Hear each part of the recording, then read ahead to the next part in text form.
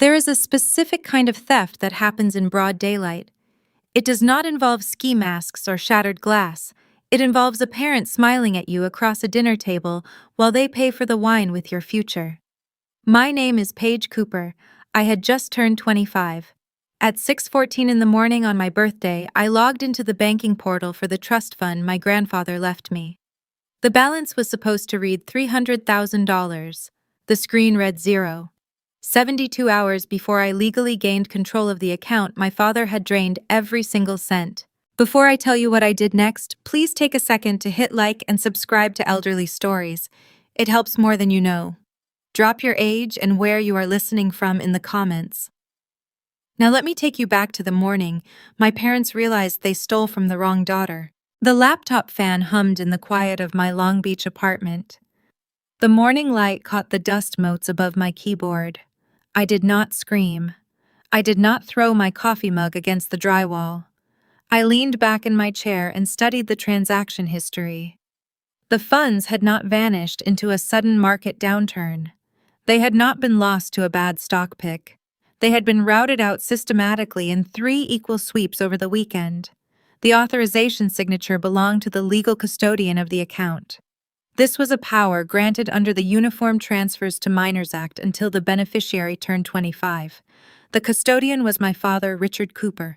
He beat the clock by 3 days. My phone buzzed against the table. The screen lit up with a text message from my mother, Evelyn. "Happy birthday, sweetie. We had to move some family funds around for your sister's big day. Dinner tonight.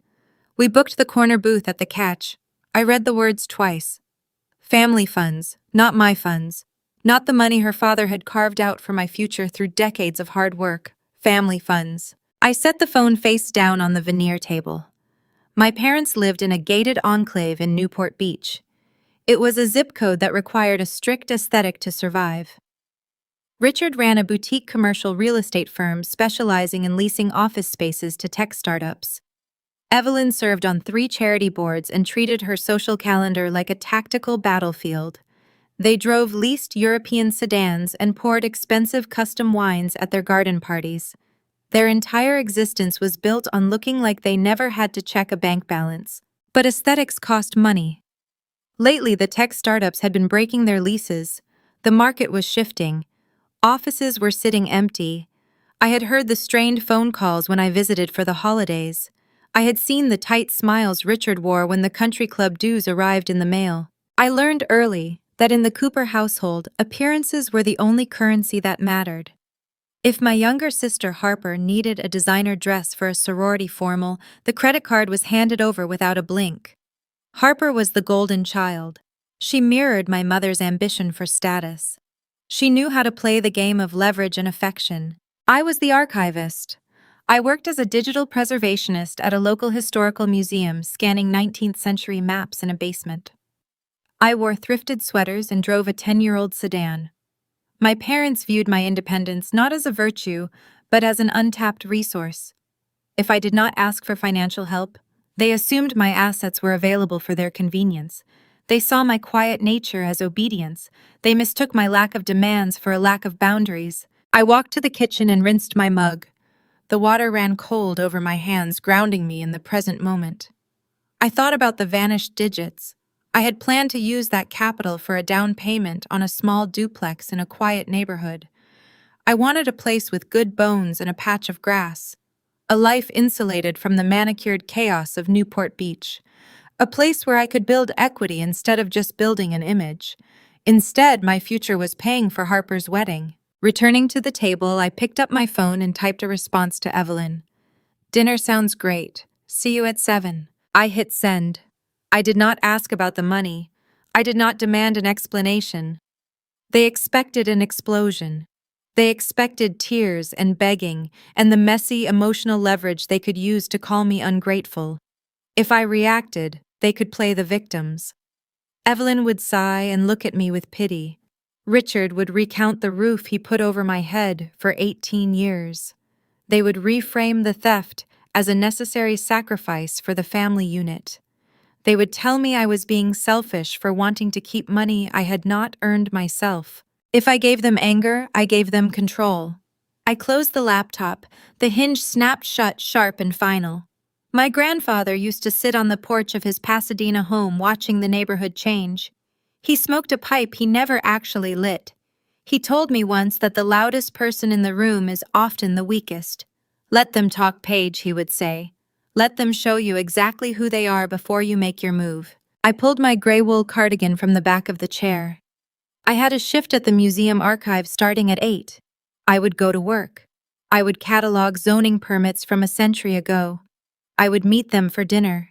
I would eat their expensive seafood and drink the water the waiter poured. I would play the quiet, obedient daughter they thought they had raised. But as I locked the door to my apartment and walked out into the California morning, a different kind of clarity took root. The theft of the trust was not an isolated incident, it was an act of desperation. They were draining the perimeter and shoring up a crumbling facade. If Richard was bold enough to intercept a custodial account 3 days before maturity, he was drowning in a sea of his own bad choices. As I drove north on the freeway, traffic thickening into a familiar red crawl, my mind sorted the variables. Harper's wedding was a month away. It was being held in Napa Valley. 200 guests. A custom floral arch that Evelyn had boasted about for weeks. A live band flown in from Chicago. The arithmetic did not add up. Even a lavish wedding did not consume $300,000 overnight. Vendors required deposits, not full cash payouts, a month in advance. The money had to be plugging a larger hole. I parked in the museum's underground lot. The concrete walls felt damp and cool against the morning heat. The archive room smelled of old paper and ozone from the scanners. It was a smell that always brought my pulse down. My supervisor nodded to me as I took my station. I slipped on white cotton gloves and carefully lifted a fragile tract map of early Los Angeles onto the glass. Smoothing the brittle edges, I recognized the street names my grandfather had navigated when he first started buying lots in the 70s. He built his wealth block by block, ignoring the flashy high-rises in favor of unglamorous warehouses and automotive shops.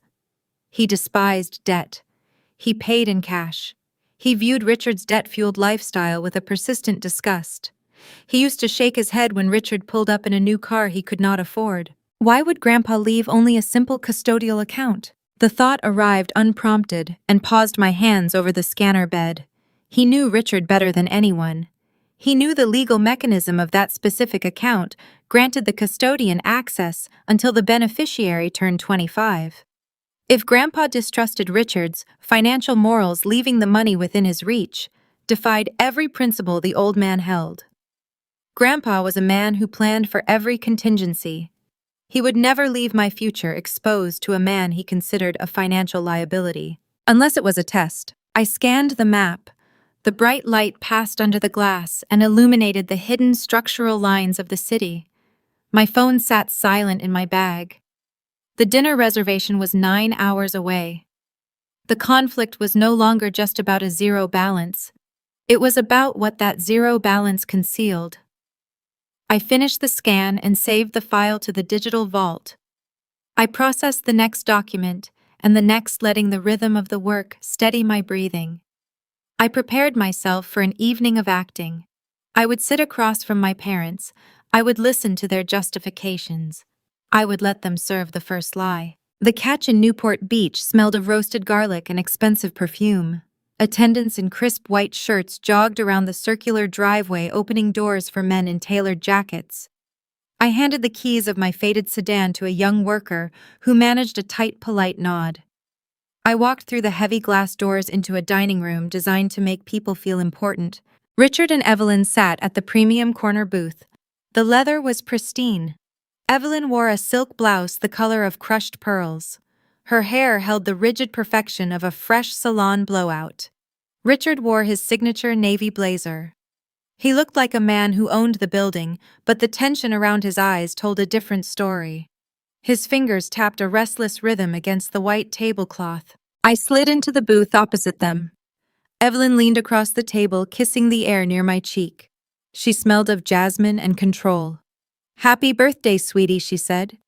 Her voice carried the practiced warmth she used at charity galas. "You look tired. Are you sleeping enough?"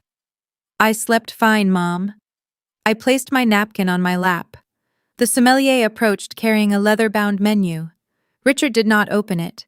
He looked at the man with the easy authority he had spent decades practicing. "We will take the Camus special selection," Richard declared, "and bring a glass of the house Pinot Grigio for my daughter. She prefers the lighter reds, but white goes better with the halibut." The sommelier nodded and walked away. I looked at Evelyn. She smiled a tight, closed lip expression. The Camus ran $200 a bottle. The house Pinot was $12 a glass. This was not about wine. This was a physical demonstration of hierarchy. It was a reminder that they made the choices. They controlled the ledger. I accepted the invisible slight without changing my expression. "Thank you," I said softly. The waiter brought our drinks. Evelyn took a sip of her dark wine. She left a perfect crimson crescent on the rim of her crystal. Richard cleared his throat. He shifted his posture, leaning forward to claim the physical space between us. "Paige," Richard began. His tone shifted into the register he used for boardroom negotiations. It was smooth, reasonable, and devoid of apology. "Your mother texted you earlier. We need to discuss the restructuring of the family capital." I picked up my water glass. The ice clinked against the rim. "Restructuring." "Exactly," Evelyn chimed in. She reached out and touched my wrist. Her fingers felt cold. "You know your father has been dealing with a shifting market. The commercial sector is facing liquidity issues. Tenants are breaking leases. It is a temporary valley, but a steep one." Richard picked up the narrative seamlessly. They had rehearsed this. We hit a cash flow bottleneck. At the same time, the final vendor invoices for Harper's wedding came due. The venue, the florist, the caterer. Napa is demanding full payment up front. It is a $150,000 affair, Paige, non-refundable. "So you took the trust fund," I stated. I kept my voice flat. I did not phrase it as an accusation. I phrased it as a weather report. Richard bristled at the word took. His jaw tightened. "I am the legal custodian of that account. I executed a transfer to protect our communal wealth. If my firm goes under, the ripple effect hits everyone. I made a strategic decision to bridge the gap." 3 days before my 25th birthday, I noted. Evelyn withdrew her hand from my wrist. The charitable warmth vanished from her eyes, leaving something hard and calculating behind. "We knew you would understand, sweetie. You are our practical girl. You do not care about fancy weddings or status. You live so simply. Harper would be heartbroken if we had to scale back her dream day. It would humiliate the family. We needed liquidity, and that money was sitting right there." They stared at me. They waited for the reaction. Richard needed me to raise my voice. He needed me to accuse him of being a thief. If I attacked him, he could retreat to the high ground of parental sacrifice. He could remind me of my childhood braces. He could tally the cost of my college tuition. He could transform his financial crime into a tragic burden he bore for an ungrateful child. I picked up my fork and took a bite of the halibut the waiter had quietly placed in front of me. It was perfectly cooked. "The transfer was executed on Friday," I said, swallowing the food. 3 sweeps of $100,000 each. Richard blinked. The lack of hysterics unsettled him. He adjusted his blazer. "Yes. We stabilized the firm accounts and cleared Harper's vendors. We will replenish your fund eventually, Paige. You just need to be patient. Family supports family." I looked at the man sitting across from me. He inherited his firm from a self-made titan. My grandfather built an empire from the ground up, working 16-hour days in work boots. Richard took that empire, dressed it in Italian wool, and mortgaged it to the hilt to impress people who did not care about him. Grandpa hated country clubs. He hated the superficial performance of wealth. He saw right through Richard's charm. I took a slow sip of my $12 wine. I let the silence stretch. I let it grow heavy and suffocating. Evelyn shifted uncomfortably in the leather booth. "You are very quiet," Evelyn said. Her voice carried a faint edge of anxiety. "I am listening," I replied. "You are not upset," Richard stated. It was a probe. He wanted to find the weak spot. "I'm eating my dinner," I said. The rest of the meal passed in a sterile vacuum. They tried to steer the conversation to neutral topics. Evelyn talked about the floral arrangements for the vineyard. She described the imported orchids and the silk ribbons. Richard complained about a zoning board meeting. I offered polite nods. I chewed my food. I gave them a ghost. By the time the plates were cleared, Richard's face carried a distinct shade of red. My compliance was worse than my anger. Anger meant they mattered. Anger meant they had wounded me. My flat indifference terrified him because it meant he could not read my next move. The waiter placed a leather folio on the table. Richard threw a heavy black credit card onto the tray without looking at the bill. I watched the plastic card slide across the leather. A part of me wondered if my stolen money was paying for this exact meal. It was a bitter thought, but I kept it locked behind my teeth. I reached into my purse and pulled out a $50 bill. I placed it on the table for the waiter.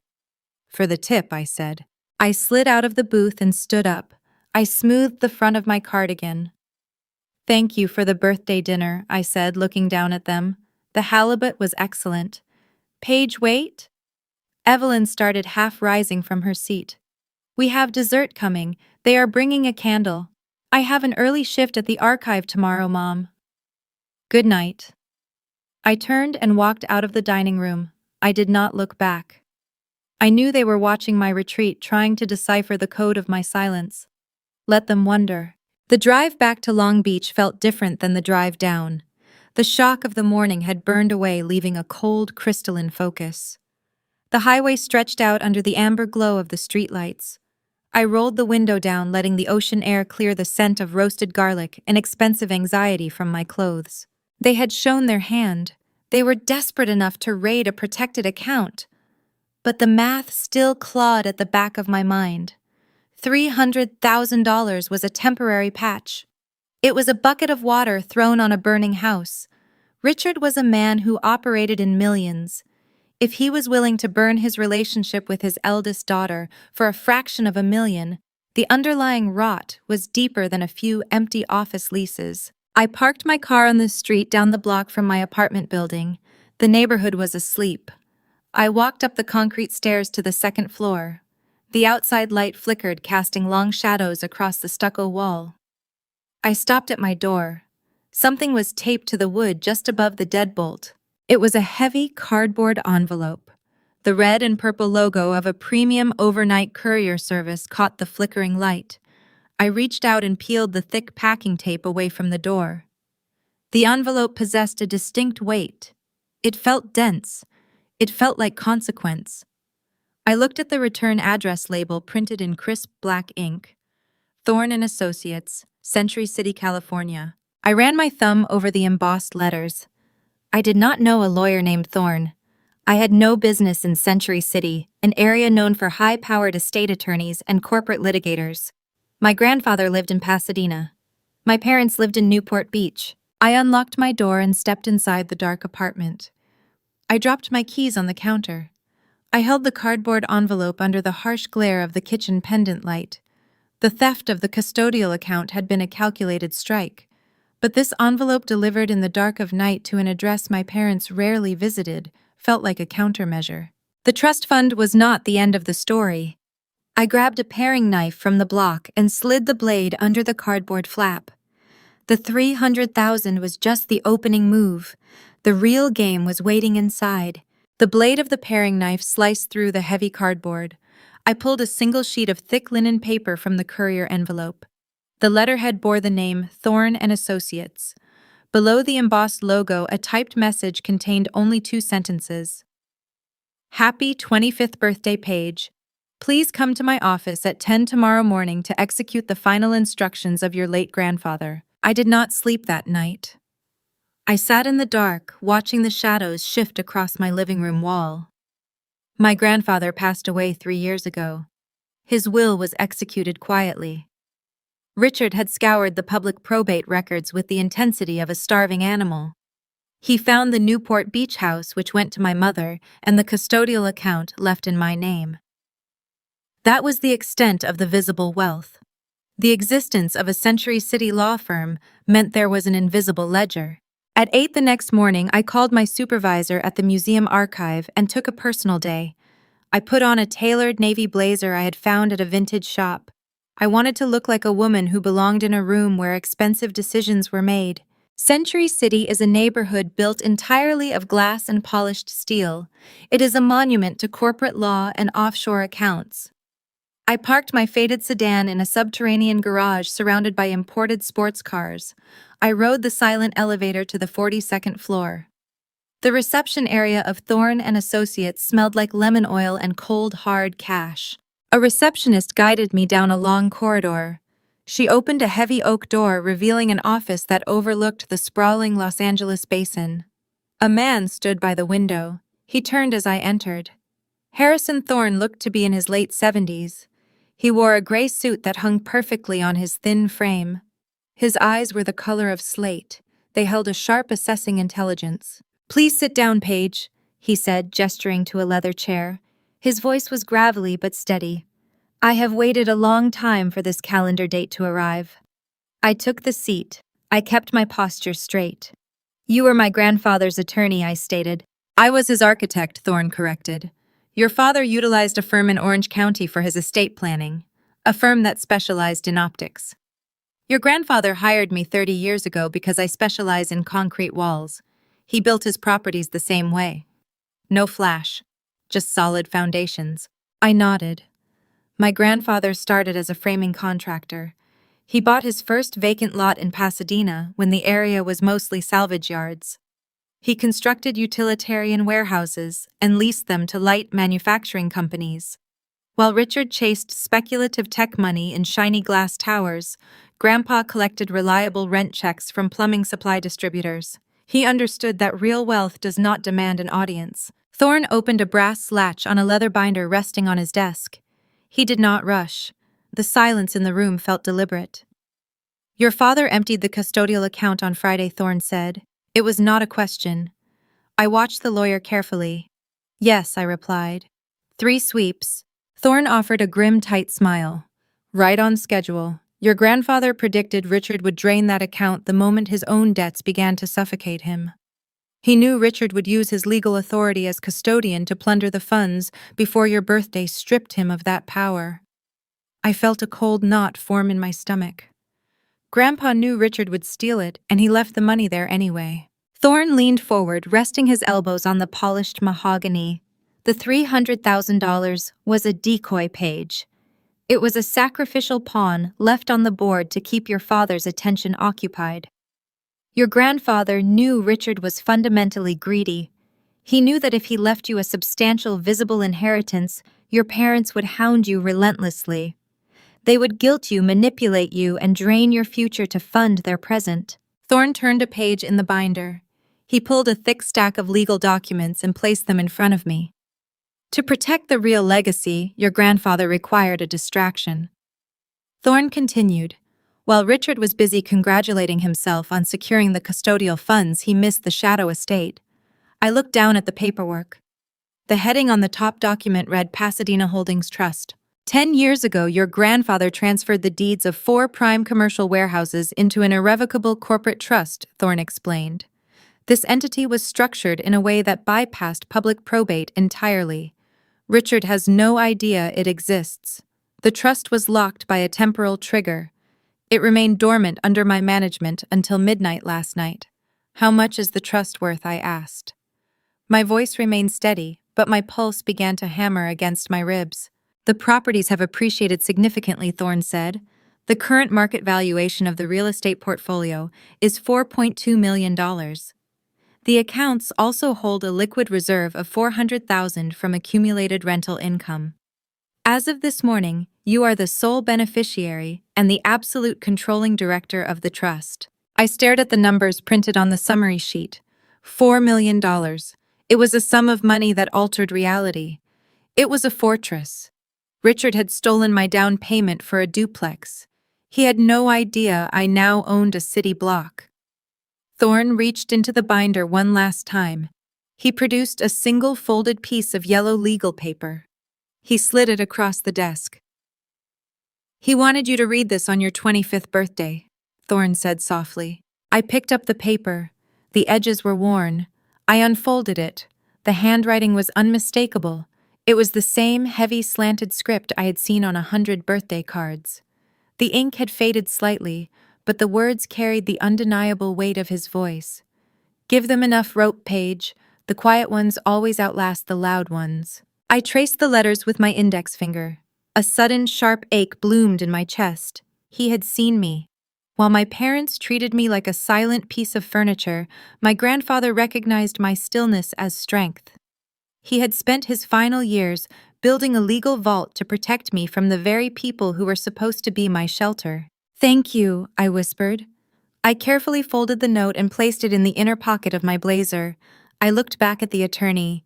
The shock was receding, replaced by a cold, tactical awareness. I own the properties now. What is the next step? Thorne did not smile. His slate eyes darkened. The next step is preparation. Your father is drowning, Paige. The tech market downturn fractured his business model. The custodial funds he took will only keep his creditors at bay for a few weeks. Desperation makes men dangerous. I watched him closely. You know something else. Thorne nodded slowly. I have contacts within the financial sector. Richard recently hired a forensic accountant, a man named Vance who operates on the ethical fringes. Your father is paying him to audit your grandfather's old tax returns from the 90s. I processed the information. Richard was hunting. Why audit old tax returns? Because Richard is arrogant, but he is not entirely foolish, Thorne explained. He knows your grandfather accumulated significant capital over his lifetime. The public estate seemed too small to him. Richard suspects there are hidden assets. He is currently tearing through decades of financial history, searching for a breadcrumb that leads to Pasadena Holdings. How long before this accountant finds the trail, I asked. Thorne adjusted his cuffs. The trust is fortified, but a skilled auditor examining property tax records and old banking transfers will eventually connect the dots. I estimate Richard will uncover the existence of the shadow estate within the next 10 days. When he realizes you hold a $4 million portfolio, the stolen trust fund will feel like pocket change to him. He will come for the rest. I stood up from the leather chair. I gathered the heavy stack of documents and placed them into my tote bag. The stakes had just multiplied. My parents were not done with me. The dinner at the seafood restaurant was merely the opening skirmish. They were preparing for a siege. Let him hunt, I said. My voice echoed the quiet certainty of the man who had written the note in my pocket. Thorne stood and offered his hand. I shook it. His grip was firm. I will begin drafting the transfer protocols, he said. Keep your head down, Paige. I walked out of the Century City office and back into the glaring California sun. The timeline was narrow. Harper would be married in a month. Richard was 30 days away from financial ruin. And a forensic accountant was currently digging through the past to hand my father the key to my future. I needed to move faster than the ticking clock. I drove back toward Long Beach, knowing the war would arrive at my doorstep very soon. The basement archive of the Historical Museum provided a specific type of sanctuary. It was climate-controlled and deliberately soundproofed. The air carried the dry scent of aging paper and binding glue. It was a space dedicated to preserving the past. People who worked here respected silence. That silence shattered at 2:15 in the afternoon. The sharp clatter of designer heels echoed down the concrete stairwell. The heavy fire door swung open. Harper stood in the doorway. She wore premium workout apparel that had never seen the inside of a gym. An oversized pair of dark sunglasses rested on her head. She held a sweating iced coffee in one hand and her phone in the other. She brought the frantic manicured energy of Newport Beach directly into my quiet workspace. Paige, I need you to fix something, Harper announced. She did not offer a greeting. She did not lower her voice. She walked past the rows of steel shelving and approached my scanning station. I kept my eyes focused on the work in front of me. I wore white cotton gloves. My fingers rested gently on the edges of an 1887 topographic map of the Los Angeles basin. It was a fragile document requiring extreme caution. The grid lines depicted dirt roads that were now major freeways. I pressed a sequence of keys to save the current digital rendering. I am working, Harper, I said. My tone remained flat and measured. This will only take a minute, she replied, waving her hand dismissively. The ice in her plastic cup rattled. The florist for the Napa venue just called. There is a budget shortfall. The vendor who sources the imported peonies is demanding a supplemental payment. The final invoice jumped by $20,000. I picked up a magnifying glass. I leaned over the map to inspect a faded surveyor mark near the eastern edge. I did not look at her. That sounds like a vendor dispute, I noted. You should have Mom negotiate the contract. Mom is busy. Harper huffed. She leaned against the edge of my workstation, crossing her arms. And Dad said his firm is waiting on a few commercial checks to clear. He told me the family accounts are tapped out until the end of the quarter. He said I need to handle this myself, which brings me to you. I paused. Richard told her the accounts were tapped out. He had stolen $300,000 from my trust fund just 4 days ago. He claimed he needed it for the wedding vendors. Now Harper was standing in front of me asking for more money to pay those same vendors. Richard had lied to his favorite daughter. He used her wedding as a convenient excuse to steal my inheritance, but he diverted those stolen funds entirely to his failing real estate business. I need you to take out a personal loan, Harper demanded. Her voice carried the supreme entitlement of a child raised on the word yes. You have perfect credit. You never buy anything. You drive that embarrassing old sedan. The bank will approve you in an hour. I will pay the monthly installments after the honeymoon. She lived in a reality where my financial identity existed solely to serve as her backup generator. When she wanted riding lessons at age 10, Richard leased her a purebred mare. When I asked for a chemistry set, I was directed to the public library. Harper viewed my frugal lifestyle as a character flaw, but she was more than happy to harvest the fruits of my discipline. I set the magnifying glass down. I looked up at my younger sister. She possessed Evelyn's striking features and Richard's unshakable arrogance. She was utterly oblivious to the theft of my trust. Or perhaps she simply did not care how the bills were paid as long as the floral arch looked perfect in her photographs. No, I said. Harper blinked. Her mouth parted slightly. People did not tell her no. The word seemed foreign to her ears. What do you mean, no? It is just a signature page. The wedding is 4 weeks away. You cannot let my special day fall apart over a few flowers. I picked up a soft, bristled brush and began clearing invisible dust from the corners of the historical map. My movements were slow and deliberate. The contrast between my focused calm and her rising panic filled the small room. I am not taking out a high-interest personal loan to finance your imported peonies, I stated. My credit is not available for this project. The refusal hit her like a physical strike. Her posture shifted. The casual, demanding tone vanished, replaced by the manipulative tactics she had learned watching our mother. You are being selfish, Harper accused. Her pitch climbed higher, echoing off the acoustic tiles. Family supports family. Mom and Dad have bent over backward to give us everything. The least you could do is step up when we hit a snag. Why are you always so difficult? Why do you always have to punish us for being happy? She waited for my defense. She wanted me to argue. She wanted me to bring up the disparities in our upbringing so she could label me jealous and bitter. I offered her nothing. I logged a set of coordinates into the museum database. The keystrokes clicked in a steady, rhythmic cadence. The silence stretched between us, thick and unyielding. Harper hated silence. It forced her to sit with her own uncomfortable reflections. Without a target to attack, her frustration began to boil over into a tantrum. She paced the narrow aisle between the archive shelves. You think you are so much better than us sitting down here in this dusty basement, she snapped. You have no idea the stress I am under. Everyone is losing their minds. The wedding is a nightmare. Dad is acting like a lunatic. He has been locked in his home office for 2 days, screaming at people on the phone. My fingers stopped moving over the keyboard.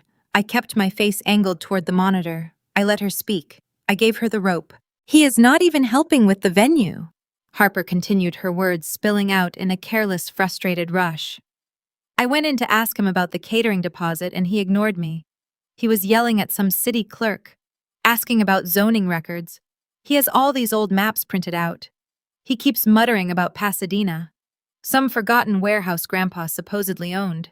He told me to get out and find the money myself. The air in the room felt suddenly thin. My pulse spiked, but I locked my jaw, forcing my expression to remain entirely blank. Pasadena. Zoning records. A forgotten warehouse. Harrison Thorne had estimated 10 days.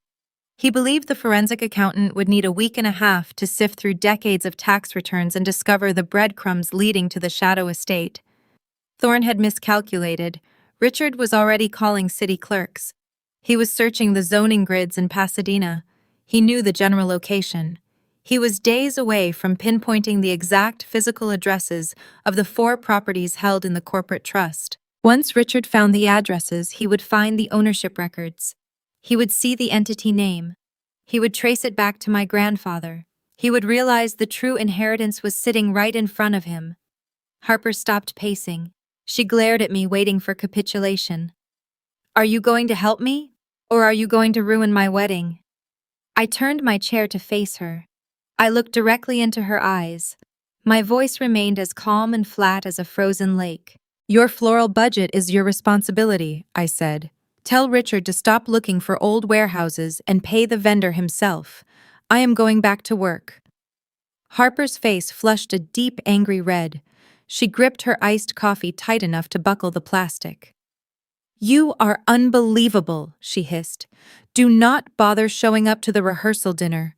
I do not want your negative energy anywhere near me." She turned on her heel and stormed out of the archive. The heavy fire door slammed shut behind her, leaving the faint scent of jasmine perfume hovering over the smell of aged paper. I sat alone in the quiet basement. The ambient hum of the climate control system returned, but the peace of the sanctuary was gone. The timeline had collapsed. Richard was not merely hunting. He had picked up the scent. The $4.2 million portfolio was dangerously close to being exposed. If Richard found the properties before I secured them behind an impenetrable wall, he would file a barrage of frivolous legal injunctions to freeze the assets. He would drag the estate into a prolonged court battle, hoping to starve me out and force a settlement. He needed that capital to save himself from financial ruin, and he would burn my life to the ground to get it. I reached into my tote bag and retrieved my phone. I navigated to my contacts and found the number for the Century City law firm. I pressed call. The receptionist answered on the first ring. "Thorne and Associates. I need to speak with Harrison Thorne immediately," I said. I waited for the transfer. The music played for 15 seconds before the attorney's gravelly voice came on the line. Paige, Thorne said. "What happened?" "The 10-day window is gone," I told him. "My sister just left my office. Richard is currently calling zoning clerks in Pasadena. He is searching for the warehouses." A brief pause followed. I could hear the subtle shifting of paper on his desk. "He is moving faster than anticipated," Thorne murmured. "The accountant must have bypassed the tax filings and gone straight to municipal property logs." "How much time do we have?" I asked. "If he is pulling zoning grids, he will isolate the parcel numbers within 48 hours, Thorne replied. "Once he has the parcel numbers, he requests the deed history. After that, the door is wide open." I looked down at the 19th century map of Los Angeles. My grandfather had navigated those streets, building a legacy he entrusted to me. I would not let his son dismantle it. "We need to launch the preemptive strike today," I stated. "I am leaving the museum now. I will be at your office in an hour." "Drive carefully," Paige Thorne said. "The paperwork will be ready when you arrive." I ended the call. I removed my white cotton gloves and placed them neatly beside the keyboard. The quiet archivist routine had served its purpose. It kept them blind while I gathered intelligence. But the time for passive observation was over. I grabbed my blazer and headed toward the concrete stairwell. The war had officially started. I needed to build my fortress before my father found the gates. The drive from the historical museum to the Century City law firm felt like navigating a prolonged breath. Traffic on the 405 freeway moved with a sluggish, indifferent rhythm. Every brake light flashing red reminded me of the ticking clock Harper had inadvertently revealed. Richard was pulling zoning records. He was searching for the physical coordinates of my future. I gripped the steering wheel, letting the coarse texture of the synthetic leather ground me in the present moment. I could not afford to panic. Panic breeds mistakes. I needed cold, deliberate action. I parked in the subterranean garage beneath Thorne and Associates. The air smelled of expensive car wax and damp concrete. I rode the elevator to the top floor, watching the digital numbers climb higher, carrying me away from the reality my parents controlled. Harrison Thorne met me in the glass-walled conference room. He had already arranged multiple stacks of thick linen paper across the polished mahogany table. He wore a dark suit that signaled strict formal intent. He did not offer pleasantries. He understood the timeline had collapsed. "We are constructing a jurisdictional labyrinth," Thorne said, taking a seat across from me. "A domestic trust is a strong door, but a desperate litigant can always kick it down if a sympathetic judge grants discovery. Your father will cry elder abuse. He will claim I exerted undue influence over your grandfather. He will lie under oath to freeze the assets while the court investigates. We must remove these assets from his geographic reach." I sat down, folding my hands in my lap. I listened to the tactical geometry of the law. "Tell me how we hide it," I said. "We establish a holding entity domiciled in Nevis," Thorne explained. "Nevis offers formidable privacy statutes. The jurisdiction does not recognize foreign civil judgments. We transfer the Pasadena property deeds directly into this offshore holding company. That holding company is then wholly owned by a newly formed irrevocable corporate trust managed by an institutional fiduciary. And I am the beneficiary," I asked. "The sole beneficiary," Thorne confirmed. "Furthermore, we are embedding an ironclad spendthrift provision. This clause dictates that neither you nor any external claimant can force a distribution to satisfy a debt. The fiduciary duty of the corporate trustee mandates they protect the principal at all costs. Even if Richard somehow fabricates a legal claim asserting you owe him money for your upbringing, he cannot touch the capital. The trustee will automatically reject the claim." "Richard is hunting for a traditional family trust," Thorne continued. "He is searching for a document filed in a California county courthouse. When his forensic accountant searches the local municipal registries for your grandfather's name, the trail will vanish into a foreign shell corporation.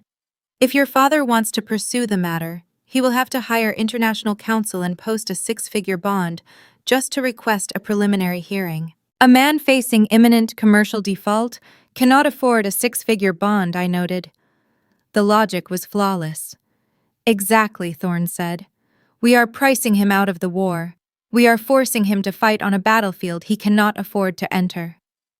Thorne opened the center drawer of the conference table. He withdrew a long wooden case polished to a high sheen. He unlatched the brass clasp and pushed the box across the wood. Inside, resting on dark velvet, lay a heavy brass fountain pen. "Your grandfather purchased this instrument the day he closed escrow on his very first warehouse in 1972, Thorne said quietly. "The metal was tarnished with decades of use. He signed every major property acquisition with it. He told me to give it to you when it was time to build your own walls." I picked up the pen. It held a surprising weight. The brass felt cool against my fingers. I unscrewed the cap. My grandfather had been a man of calluses and quiet endurance. He navigated a world of loud, boasting men by simply outworking them and keeping his ledger hidden. I was about to do the same. Thorne presented the first document, the Articles of Incorporation. I pressed the nib to the thick paper. The black ink flowed smooth and permanent. I signed my name. I executed the deed transfers. I signed the fiduciary appointment forms. I signed the offshore registration logs. Page after page, I legally severed my grandfather's wealth from the destructive reach of my parents. With every stroke of the brass pen, the quiet archivist shed her skin. I was no longer the obedient daughter sitting in the corner while my family drained my resources. I became the architect of my own fortress. I locked $4.2 million behind an impenetrable legal barricade. I rendered my father's greed obsolete. I left the law firm and returned to the subterranean parking garage. The California sun glared off the concrete ramps as I drove back toward the coast. The legal victory provided a profound sense of security, but the immediate reality required a different kind of discipline. My family did not know I had built a fortress. They still believed I was the helpless victim of their financial maneuvering. I had to maintain that illusion. Returning to my apartment required stepping back into the role of the defeated child. If I displayed confidence, Richard would suspect I held a hidden advantage. If I cut contact, Evelyn would escalate her manipulative tactics to draw me back into their orbit. I needed to act broken. I needed to project total submission. I stopped at a discount grocery store near my neighborhood. I purchased generic coffee and cheap instant noodles. I wanted my kitchen to reflect the budget of a woman whose savings had just been wiped out. I walked up the stairs to my apartment carrying the plastic bags. The evening shadows stretched across the stucco walls, signaling the end of a long, exhausting day. I unlocked my door and stepped into the quiet space. I set the groceries on the counter. The red notification light on my answering machine blinked in a slow, steady rhythm. It was a rhythmic pulse demanding attention from across the room. I pressed the playback button. The machine whirred into action. "Hi, sweetie." Evelyn's voice filled the room. The tone was perfectly calibrated. It sounded sweet and maternal with a carefully manufactured edge of worry. It was the voice she used when she wanted the country club ladies to think she was a devoted mother. "I know dinner was a little tense the other night," Evelyn continued on the recording. "Your father and I hate fighting with you. We miss our practical girl. We want to make things right. Please come over to the house tomorrow morning. I'm making your favorite breakfast." A brief pause followed. The bait had been cast. Now came the hook. "Oh, and your father has a tiny favor to ask?" Evelyn added, her tone becoming painfully casual. "It is just a standard tax waiver for his real estate firm. His accountant says it requires a family signature because of the recent custodial account transfer. It is nothing major, just some boring paperwork. See you tomorrow, sweetie." The recording ended with a sharp click. I stared at the blinking red light. A standard tax waiver. The phrasing was a calculated deception. Richard owned a commercial real estate firm. He utilized high-priced corporate accountants. They did not need a 25-year-old archivist to sign a tax waiver to clear a simple fund transfer. My father was hunting for the Pasadena properties, but he was also trying to secure his immediate perimeter. The theft of the $300,000 was wire fraud. He had transferred custodial funds across state banking lines into his private commercial holding accounts. He knew that if I hired an attorney, I could report the transaction to federal regulators. He needed retroactive consent. He needed me to sign a document absolving him of the theft. But knowing Richard, the document would contain a secondary layer of danger. He would not stop at a simple waiver. He would try to secure legal authority over my future. They wanted me in their living room. They wanted me surrounded by their expensive furniture and their suffocating expectations. They believed they could slide a piece of paper across a coffee table and order me to surrender my rights. The preemptive strike in Century City had secured my grandfather's legacy. Now I had to walk directly into my parents' trap and let them hand me the evidence of their own crimes. The Newport Beach estate sat at the end of a meticulously manicured cul-de-sac. The architecture mimicked a sprawling Tuscan villa featuring heavy terracotta roof tiles and imported stone archways. It was a structure engineered to project generational prestige. I knew the reality behind the facade. The property carried a staggering second mortgage with a punitive interest rate. I parked my faded sedan in the wide circular driveway, right behind my father's leased German sports car. The visual contrast between my practical vehicle and his expensive machine provided a perfect summary of our family dynamic. I walked up the stamped concrete path and pressed the brass doorbell. Evelyn opened the heavy oak door, wearing a pale cashmere wrap over a silk blouse. She offered a bright, practiced smile that did not reach her eyes. "Come in, sweetie," she chirped, ushering me into the grand foyer. "I am so glad you could make it." The interior of the house smelled of fresh espresso and expensive lilies arranged in crystal vases. The vaulted ceilings amplified the sound of our footsteps on the hardwood floors. Evelyn guided me into the formal living room. The space was furnished with pristine white sofas and glass tables that demanded constant polishing. Richard stood near the floor-to-ceiling windows overlooking the backyard pool. He held a ceramic mug tight enough to turn his knuckles the color of chalk. He wore a crisp golf shirt paired with tailored slacks, but he did not project the relaxed aura of a man enjoying a Sunday morning. He looked like a man standing on a trapdoor waiting for the latch to give way. Evelyn had arranged a lavish breakfast spread on the low-glass coffee table. Silver trays held assorted pastries, imported cheeses, and sliced exotic fruits. She poured my coffee and gestured for me to sit on the plush sofa. I took my seat and accepted the porcelain cup. For 10 minutes, we engaged in domestic theater. Evelyn asked mundane questions about my commute and the weather. She inquired about my work at the museum archive, using a tone that suggested my career was a quaint hobby rather than a profession. I answered politely. I ate a piece of fruit. I played the role of the docile, oblivious daughter they required me to be. They needed the illusion of harmony to lower my defenses before they sprang their trap.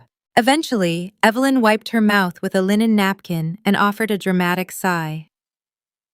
"We really appreciate you coming over, Paige," she said, her voice dropping into a register of intimate maternal concern. "Your father has a quick paperwork item to clear up. It will only take a brief second, and then we can focus on enjoying our morning." She reached beneath the glass coffee table and produced a standard manila folder. She slid the cardboard across the smooth surface. The folder stopped mere inches from my coffee cup. It was a direct offering. A Trojan horse wrapped in parental affection. "Just a standard tax waiver for the firm," Evelyn repeated, her tone light and dismissive. I did not reach for the document immediately. I shifted my gaze to Richard. He had abandoned his position by the window and began pacing a tight circle behind the matching white armchair. He lifted his left wrist, pulling back his sleeve to check his gold Rolex. He repeated this exact motion 3 times in less than 2 minutes. The heavy timepiece was a luxury he purchased for himself years ago when his brokerage landed its first major tech client. Today, the watch served as a metronome for his mounting panic. He checked the dial not to track the hour, but to manage his internal desperation. He needed my signature to secure his survival. I picked up the folder. I opened the cover. The pages inside bore the official letterhead of his corporate accounting firm, but the printed text told a deeply sinister story. I did not skim the paragraphs. I deployed silence as my primary weapon. I read every single line, tracing the dense legal jargon with my index finger. The air in the spacious living room grew noticeably thick. The first page contained a retroactive consent clause. It explicitly stated that I, the beneficiary, authorized the recent withdrawal of $300,000 from the custodial account. Signing this page would legally absolve Richard of any fiduciary breach. It would transform his wire fraud into a permitted family loan, erasing his criminal liability in a single stroke. The second page contained the true danger. The text detailed a broad, durable power of attorney. By signing the second page, I would grant Richard unrestricted control over my financial identity. The document gave him the authority to open credit lines in my name.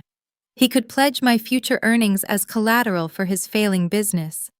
He could seize any assets I might acquire down the line. Assets like a hidden $4 million commercial real estate portfolio located in Pasadena. If I signed the paper, I would hand the key to my fortress directly to the enemy. 5 minutes passed in total quiet.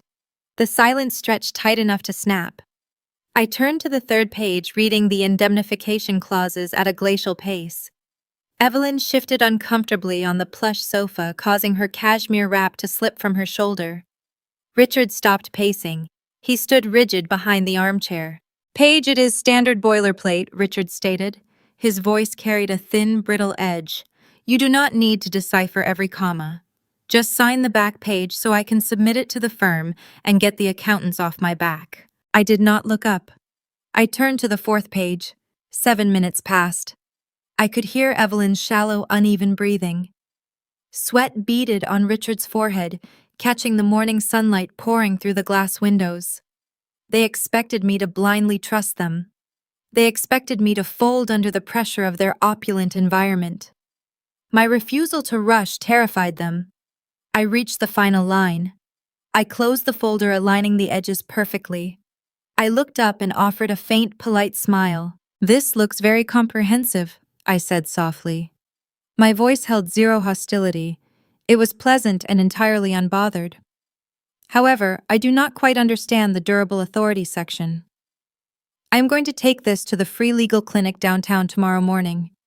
They offer complimentary document reviews for low-income workers. I will have a public volunteer explain the terms to me and bring it back on Tuesday. The polite smile broke my father. His carefully maintained mask shattered into pieces.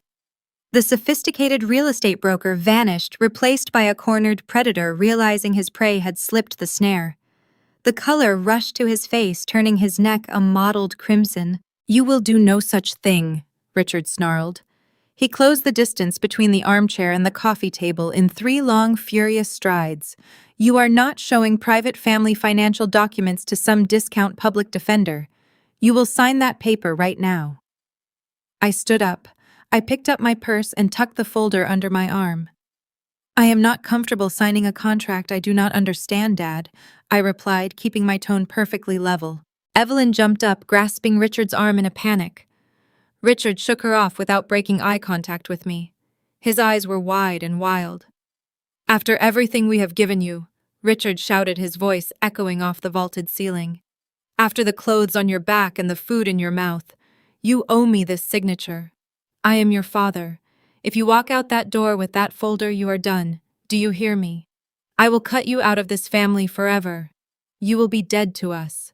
I looked at the man who had stolen my savings to fund his vanity. The threat of excommunication was supposed to break my heart and force my compliance. Instead, the ultimatum sounded like profound liberation. "I will see you both later," I said. I turned and walked across the foyer. I opened the heavy oak door and stepped out into the California sun, letting the door pull shut behind me. The lock engaged with a solid mechanical click. I walked down the stamped concrete path toward my faded sedan. I had secured the physical evidence of their attempted fraud, but the conflict was far from over. A man like Richard does not accept defeat gracefully. He retaliates. As I started my engine, I knew he would escalate his tactics. He would find a way to strike back, using the very institutions he feared, and he would try to destroy my life before I could protect it. The silence of my apartment felt different when I returned from Newport Beach.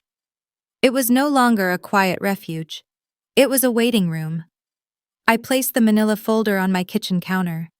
The Trojan horse remained closed, but its presence altered the gravity of the room. I knew my refusal to sign the retroactive consent form would trigger a severe retaliation.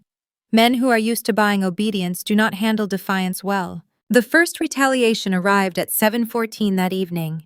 I did not answer my phone. I let the call route directly to the digital answering machine. The mechanical beep echoed against the drywall. Richard's voice filled the kitchen. He did not sound like the polished real estate broker who hosted charity galas. He sounded like a man losing his grip on the edge of a cliff. "You made a severe miscalculation today, Paige," he began. His tone was low and vibrating with uncontained hostility. "You think you hold the cards because you walked out with that folder. You hold nothing. You are a clerk in a dusty basement. Do not mistake my patience for weakness. Call me back and bring that paperwork to my office tomorrow morning." The recording clicked off. I did not delete the message. I saved it to a secure cloud server. The second voicemail arrived 2 hours later. The hostility had evolved into outright intimidation. This was the 5th layer of the conflict. He was shifting tactics, abandoning parental authority, and deploying legal terror. "I have been speaking with my accountants," Richard stated on the second recording. "They noticed some irregularities in your financial profile. You live very simply, Paige. Almost too simply for someone sitting on a trust fund. The Internal Revenue Service does not look kindly on unexplained income. They launch audits for less. It would be a shame if the federal government decided to scrutinize your bank accounts." I listened to the recording while pouring a glass of cold water. The threat was a pure projection of his own financial crimes. He was the one moving stolen custodial funds across state banking lines to cover his commercial debts. He was the one terrified of a federal audit. Yet he weaponized the concept of the IRS, hoping to frighten me into submission. "They do background checks on archivists handling valuable artifacts." He continued, his voice dripping with forced concern. How will it look to your museum directors when federal agents subpoena your records for suspected tax evasion? You could lose your career over this stubborn phase. Just sign the power of attorney Paige. Let me protect you from a very ugly federal inquiry. He ended the call. I drank my water. The irony of his threat was not lost on me. Richard Cooper inherited a prestigious bronze plaque with his surname polished to a high shine. His father built a formidable brokerage through grueling labor and strict fiscal discipline. Richard spent his 20s playing golf at exclusive clubs, assuming the market would simply reward his pedigree. He lacked the grit required to sustain an empire. He squandered his inherited goodwill on speculative retail spaces that sat empty for years. He chased vanity projects to impress men who secretly despised him. He bought a Tuscan villa he could not afford simply to convince his peers he was winning. His entire existence was a leveraged bet against reality. When the market shifted, his lack of foundational business skill became impossible to hide. He was not a mogul. He was a fraud wearing an expensive suit. The third voicemail arrived past midnight. This one featured a fake olive branch. Paige, it is Dad. I am tired. You are tired. We are family and we should not fight like this. Bring the folder to the house tomorrow. Sign the back page and we forget this ever happened. I will even help you look for that duplex you wanted. Let us fix this before it goes too far. I stopped the playback. I downloaded all 3 audio files. I attached them to an encrypted email and sent the package directly to Harrison Thorne in Century City. The subject line read, Escalation Protocol. I slept soundly. When you hold the truth, you do not need to toss and turn. At 9 the next morning, my phone rang. The caller identification displayed the law firm. I answered. Good morning, Paige, Thorne said. His gravelly voice carried a distinctly clinical edge. I received the audio files. Your father is projecting his own legal jeopardy onto you. It is a common tactic among desperate debtors. He threatened to report me to the IRS for unexplained income, I noted. Thorne offered a dry, humorless chuckle.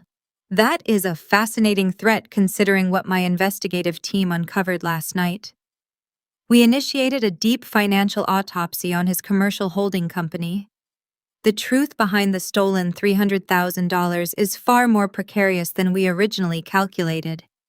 I sat at my kitchen table opening a fresh notebook. Tell me, I said.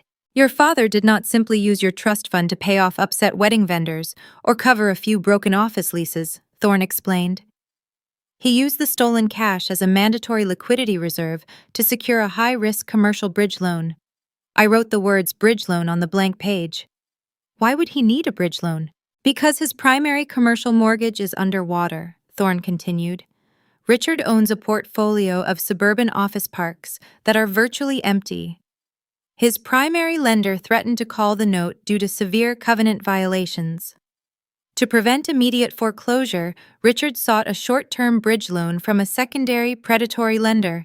This lender required a showing of liquid cash collateral to approve the financing. He used my trust fund to prove he had cash on hand. I said the pieces snapping into a horrifying alignment. Precisely, Thorne confirmed. He executed the wire transfer, transferring the custodial funds into his corporate account just hours before the secondary lender audited his books. He faked his own liquidity using your inheritance. The pen hovered over my notebook. What happens when the bridge loan matures? That is the boulder heading toward his house, Thorne stated. Bridge loans are designed for short-term stabilization. They carry ruinous interest rates. Richard's loan matures in exactly 30 days. If he does not repay the principal, plus the exorbitant interest by the end of the month, the secondary lender will force his firm into federal bankruptcy. They will seize his business assets. They will seize his personal residence since he cross-collateralized the mortgage. He will be left with nothing. The air in my apartment felt heavy. The desperation in the voicemails suddenly made perfect sense. Richard was standing on the tracks staring at an oncoming freight train. $300,000 will not save him from a multi-million-dollar commercial default, I reasoned. No, it will not. Thorne agreed. That is why he is desperately hunting for the Pasadena properties. He needs to locate your grandfather's shadow estate. If he can secure the power of attorney you took home yesterday, he plans to pledge the $4 million Pasadena portfolio as collateral to refinance his entire toxic debt structure. He intends to steal your hidden fortress to bail out his sinking ship. He is going to hit a brick wall, I said, thinking of the offshore holding company we established. He will hit it at full speed, Thorne said. Keep the power of attorney document safe. It is physical proof of his intent to defraud you. Our trap is set. Now we wait for him to make a fatal error in public. I ended the call and closed the notebook. The timeline was no longer abstract. Richard had 30 days before his financial world collapsed. He would spend those 30 days acting like a cornered animal, and I was scheduled to spend the upcoming weekend trapped in a vineyard with him. Thursday morning arrived with a layer of coastal fog. Harper requested the bridal party arrive early for the wedding weekend festivities. The venue was an exclusive wine estate in Napa Valley. Evelyn had sent a detailed itinerary demanding strict adherence to the schedule. It was time to step directly into the lion's den. I packed a small suitcase. I chose plain neutral clothing. I placed the original manila folder and the printed offshore trust documents into a locked briefcase, which I hid under the spare tire in the trunk of my sedan. I would not leave the evidence in my apartment where Richard could potentially hire someone to bypass my cheap deadbolt. The drive north took 7 hours. The landscape shifted from the concrete sprawl of Southern California to the rolling golden hills of wine country. The vineyards stretched out in precise geometric lines. It was a beautiful setting masking an ugly reality. I turned onto the private gravel driveway of the estate. The main building resembled a French chateau surrounded by acres of ripening grapes. Luxury SUVs and imported sports cars lined the valet zone. I handed my keys to a valet who looked at my faded sedan with a flicker of confusion before masking it with professional courtesy. I walked toward the grand entrance carrying my modest overnight bag. I could hear the sounds of laughter and clinking crystal drifting from the outdoor terrace. The wedding weekend had officially begun.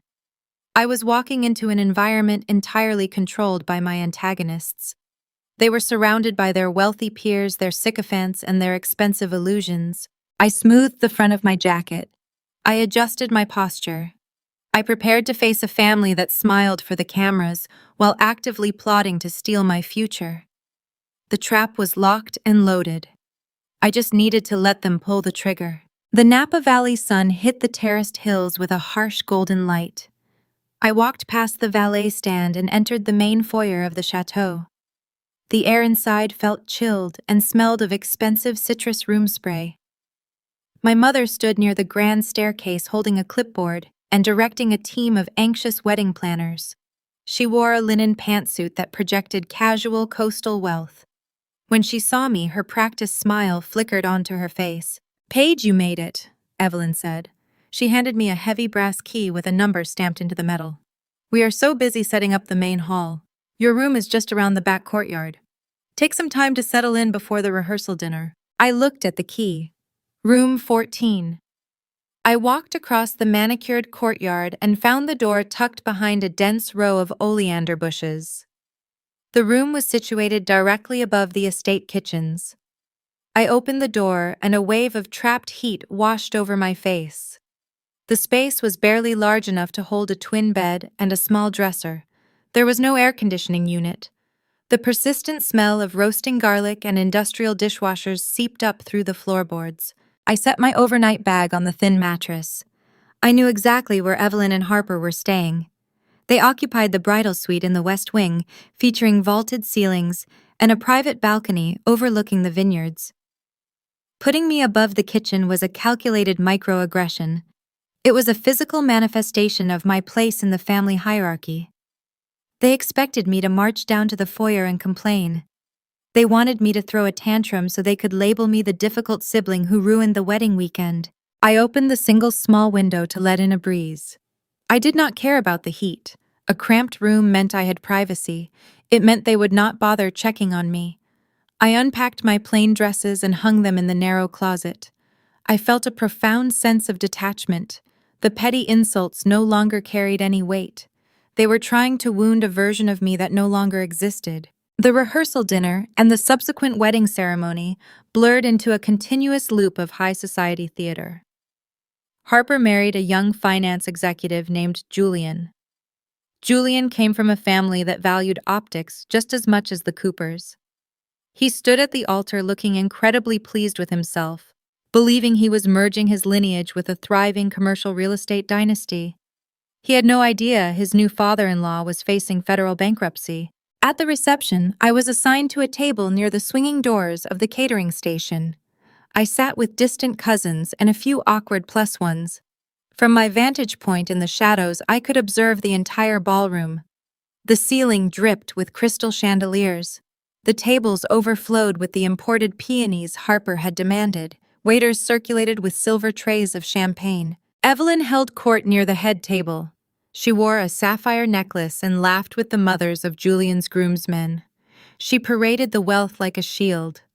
Every floral arrangement and every poured glass of wine was a testament to her social survival. She was spending stolen funds to convince a room full of strangers that she was untouchable. Richard played the role of the benevolent patriarch. He stood by the bar holding a glass of aged scotch. He slapped the shoulders of business associates and delivered loud, confident jokes. To the untrained eye, he looked like a man who owned the world. But I watched his hands. Whenever he thought no one was looking, his fingers twitched. His eyes darted toward the entrance every time the heavy oak doors opened. He was waiting for a ghost. The sun dipped below the rolling hills, casting long shadows across the vineyard. The string quartet shifted to a lively tempo, and the guests began moving toward the dance floor. I remained at my table sipping sparkling water. At 7:45, I noticed a shift in the atmosphere near the entrance. A man walked into the foyer who clearly did not belong to the guest list. He wore a cheap gray suit that fit poorly around the shoulders. He carried a thick brown envelope. He possessed the tired, relentless posture of someone who spent his life tracking people down. He approached the hostess stand and spoke to the young woman managing the seating chart. I stood up and walked the perimeter of the ballroom, staying close to the velvet drapes. I reached the foyer just as the hostess pointed a trembling finger toward the crowded bar. I intercepted the man before he could step onto the marble floor of the reception hall. "Can I help you?" I asked, stepping directly into his path. The man stopped and looked at me. His expression was flat and professional. "I am looking for Richard Cooper," he said. "I have documents requiring his immediate signature." "I am his daughter, Paige Cooper," I replied, keeping my voice calm and authoritative. "My father is giving his toast in 5 minutes. If you walk into that ballroom right now, you are going to cause a scene that will involve estate security. Hand me the envelope. I will ensure he receives it the moment he steps off the stage." The process server hesitated. He looked past me toward the crowded room and then back at my steady gaze. He was paid to deliver paperwork, not to engage in a physical altercation with wealthy wedding guests. "You are a documented family member?" he asked. "I am his eldest daughter," I confirmed. I held out my hand. The man handed over the brown envelope. "Sign the receipt ledger," he instructed, holding out a digital tablet. I signed my name with a quick, fluid motion. The server nodded once, turned on his heel, and walked out the front doors. I stepped into a quiet alcove near the coat check. The music from the ballroom felt distant and muffled. I slid my thumb under the flap of the envelope and pulled out the thick stack of legal papers. The bold black letters at the top of the first page read, "Notice of Intent to Seize Assets." I read the summary paragraphs. It was an official filing from the secondary lender who held Richard's commercial bridge loan. The document stated that due to severe irregularities discovered during a routine collateral audit, the lender was invoking an acceleration clause. The entire loan principal was now due immediately. The 30-day window Thorne had predicted was gone. The lender had caught wind of Richard's fragile accounting and decided to pull the plug early. If Richard did not produce the millions he owed within 72 hours, the lender would begin seizing his business holdings and his personal residence. The fallout was officially here. I looked down at the documents in my hands. If I walked into the ballroom and handed this envelope to Richard, the facade would shatter instantly. The color would drain from his face. The toast would be ruined. Harper would scream. Evelyn would collapse into a chair. The entire room of wealthy peers and new-in-laws would watch the Cooper dynasty crumble in real time between the appetizers and the main course. It would be a spectacular public humiliation. I felt a cold, clinical calm wash over me. Destroying them tonight would be loud and messy. It would give them an opportunity to turn the narrative into a tragedy, making themselves the victims of cruel corporate timing.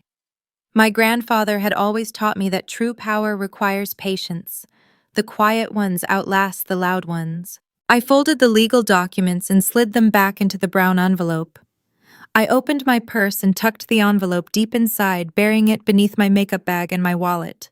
I snapped the purse shut. I walked out of the alcove and back into the reception hall. The lights had dimmed. A spotlight illuminated the center of the dance floor. Richard and Evelyn were dancing to a slow jazz standard. They smiled at each other. They spun under the crystal chandeliers, basking in the applause of their peers. They looked flawless. They looked rich. I stood in the shadows by the catering doors and watched them twirl. They had stolen my trust fund to buy this exact moment. They sacrificed my future so they could drink champagne and pretend they were untouchable. I decided to let them have it. I decided to give them one final night of blissful, stolen ignorance. Let them dance. Let them drink the expensive wine. Let them soak in the admiration of the crowd. Tomorrow morning the sun would rise and I would hand my father the envelope that would end his life as he knew it. I turned around and walked up the back stairs to my hot, cramped room above the kitchen, ready to sleep the sleep of the victorious. The morning after a wedding of that scale always carries a heavy stillness. The Napa Valley fog rolled across the terraced hills, hiding the grapevines under a thick gray blanket. I woke up in the cramped room above the estate kitchens. The industrial ovens below were already radiating heat as the catering staff began cleaning the wreckage of the reception. I sat on the edge of the twin bed and looked at my purse. The brown envelope rested inside right where I left it. I showered and put on a plain beige sweater and dark jeans. I bypassed the main dining hall where the hungover guests were slowly gathering for a catered brunch. I walked through the arched hallways of the chateau, stepping over discarded silk ribbons and half-empty champagne flutes. The fragile illusion of endless wealth looked pale and exhausted in the morning light. I found my father on the private stone patio behind the west wing. Richard sat alone at a wrought iron table overlooking the misty valley. He wore a plush white hotel robe over his trousers. A cup of black coffee steamed in front of him. He rubbed his temples with a slow, circular motion. The physical toll of the celebration was evident in the deep lines around his mouth, but he still carried the residual arrogance of a man who believed he had won. He thought he had successfully purchased Julian's wealthy family. He thought his secrets were secure. I opened the glass patio door and stepped into the cool morning air. The hinges gave a soft groan. Richard turned his head. His eyes narrowed when he saw me. He did not offer a morning greeting. The benevolent patriarch routine from last night was finished. "What do you want, Paige?" he asked, his voice raspy from too much scotch and shouting over a live band. "We are doing a farewell brunch in an hour. Your mother wants everyone dressed and ready for photographs." I pulled out a chair opposite him and sat down. The wrought iron felt cold through my sweater. I placed my purse on the table. "I am not staying for photographs," I said. "I came out here to give you something." I unlatched my bag and pulled out the thick brown envelope. I placed it onto the glass tabletop and slid it across the smooth surface until it rested next to his coffee cup. Richard stared at the blank packaging. He did not touch it. "What is this?" he demanded. "A man tried to walk into the ballroom last night at 7:45, I explained, keeping my tone perfectly level. "He wore a cheap suit and carried a clipboard. He asked the hostess for you by name. I intercepted him before he could step onto the dance floor and ruin the reception. I signed for the delivery on your behalf." The color drained from Richard's face. The residual confidence evaporated, replaced by a sudden, sharp terror. He knew exactly what type of men wore cheap suits and carried clipboards to private events. He reached out and snatched the envelope. His fingers fumbled with the clasp. He tore the flap open and pulled out the legal documents. I sat in silence and watched him read. My father was a man who spent his entire adult life outrunning his own incompetence. He relied on his charm and his inherited last name to secure extensions and favors. He operated on the belief that the rules applying to ordinary people did not apply to him. Reading the notice of intent to seize assets shattered that delusion in real time. The secondary lender had invoked the acceleration clause. The entire principle of his commercial bridge loan was due immediately. I watched his eyes dart back and forth across the bold black text. His breathing turned shallow. The paper shook in his grasp. The ruin he thought he could postpone was suddenly sitting on his lap in the middle of a beautiful vineyard. I expected him to look up and offer a hollow word of gratitude for sparing him the public humiliation. I expected a moment of vulnerability. Instead, I witnessed the ultimate delusion of a cornered narcissist. Richard lowered the papers. He did not look defeated. He looked vicious. He slapped the documents down onto the glass table. "You read this," he hissed, leaning forward. His face twisted into a mask of pure resentment. "It is public record, Dad," I replied, my voice calm and untethered from his escalating panic. The server handed it to me unsealed. Richard stood up his chair, scraping harshly against the stone patio. He paced a tight line along the edge of the terrace. He refused to acknowledge the reality of the foreclosure. He needed a scapegoat. He needed someone to blame for the collapse of his house of cards. He chose the easiest target available. "This is your fault," he spat, pointing a trembling finger at me. "If you had just signed that power of attorney yesterday morning, I could have secured the refinancing capital. I could have wired a good faith payment to these vultures and stopped this filing. You stalled. You decided to play games with your little free legal clinic threat, and now my firm is on the chopping block." I picked up my coffee cup. The porcelain felt warm against my palms. I took a slow sip. The dark roast tasted bitter and strong. "You stole $300,000 from my trust fund to secure a fraudulent bridge loan," I stated. I did not raise my voice. The volume was unnecessary when the facts were solid. "Your lender caught you faking your liquidity. My signature would not have saved your commercial real estate business. Your business failed because you are a terrible broker." The blunt truth hit him like a physical blow. No one spoke to Richard Cooper that way. His sycophants polished his ego. Evelyn enabled his delusions. I simply held up a mirror. He stormed back to the table and slammed his hands down onto the glass. He leaned so close I could smell the stale scotch on his breath. "You owe me that signature, Paige," he snarled. "I put a roof over your head for 18 years. I fed you. I clothed you. I paid for your braces and your textbooks.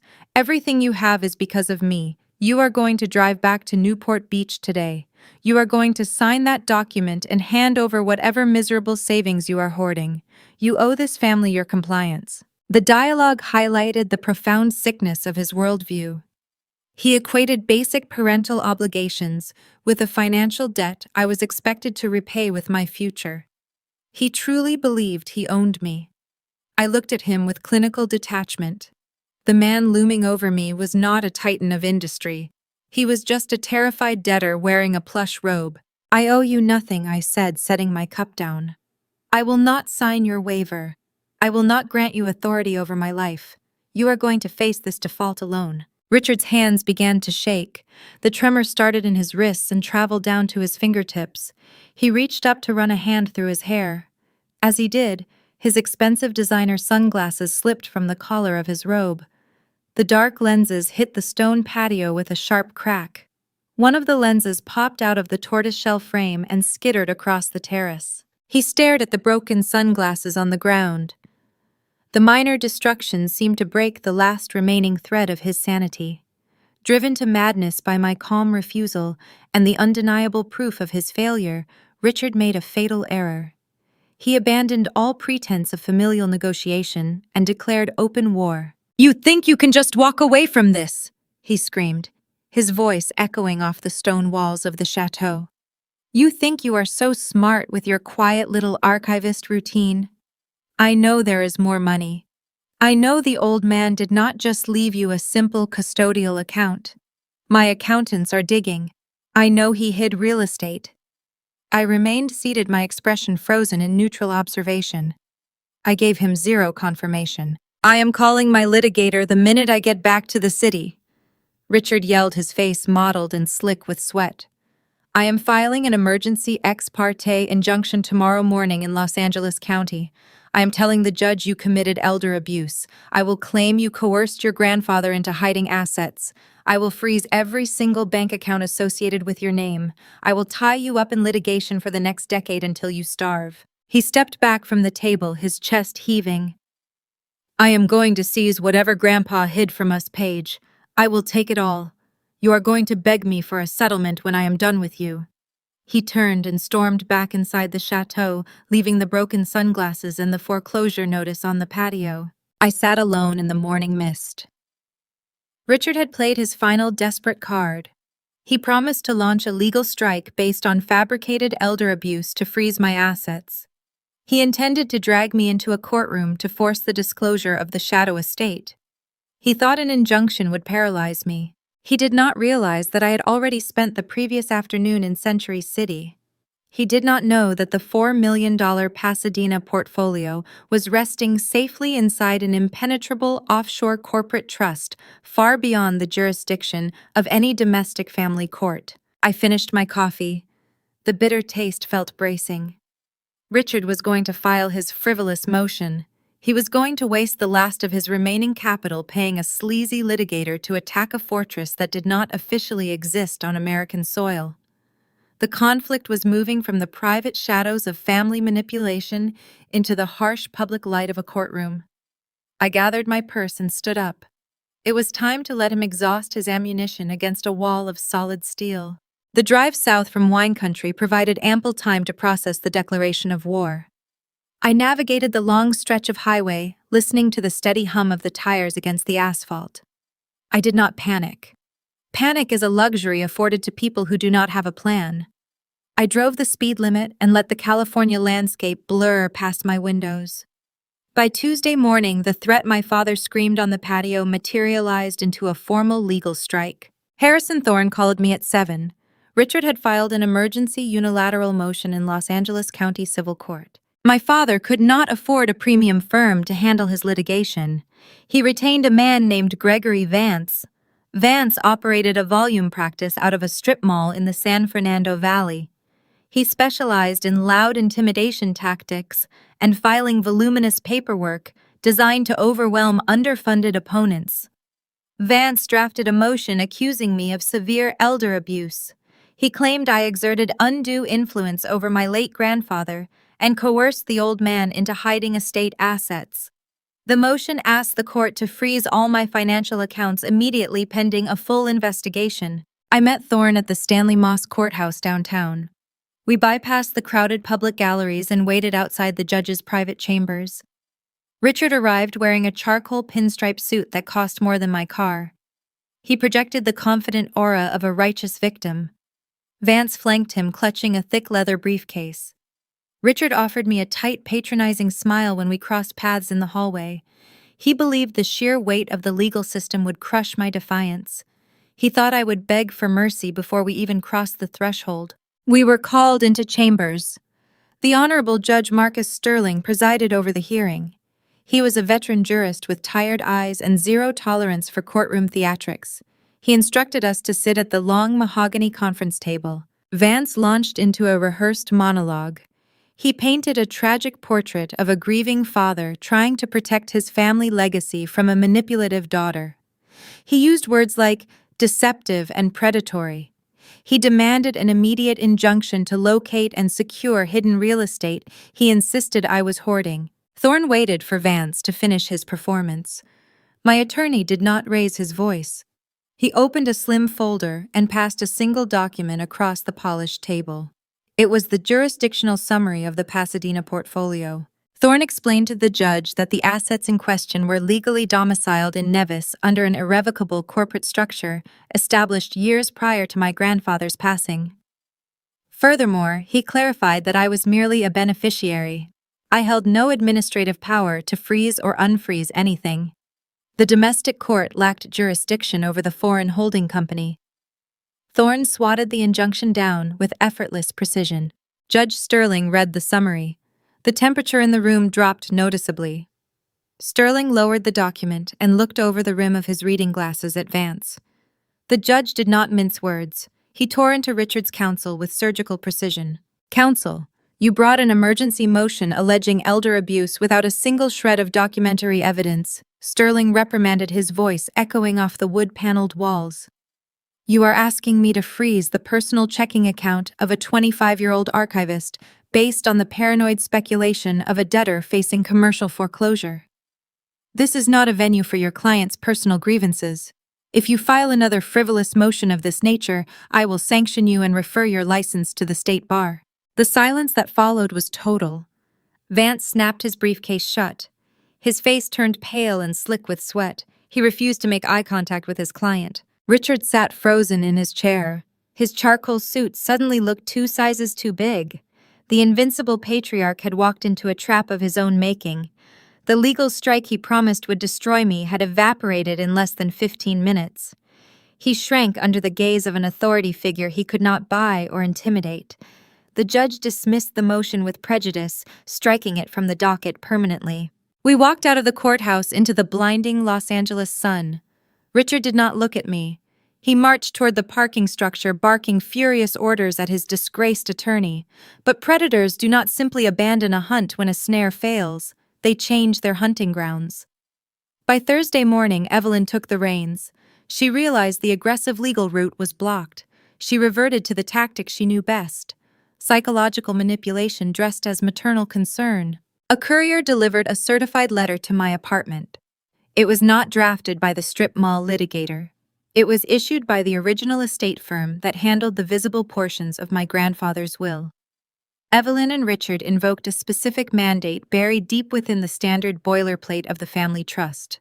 The clause demanded a mandatory family reconciliation mediation to settle any beneficiary disputes prior to pursuing further civil litigation. Evelyn knew they could not win in a courtroom governed by facts and impartial judges. They needed me behind closed doors. They wanted a private conference room where Evelyn could deploy her tears and Richard could utilize his booming voice without a judge threatening sanctions.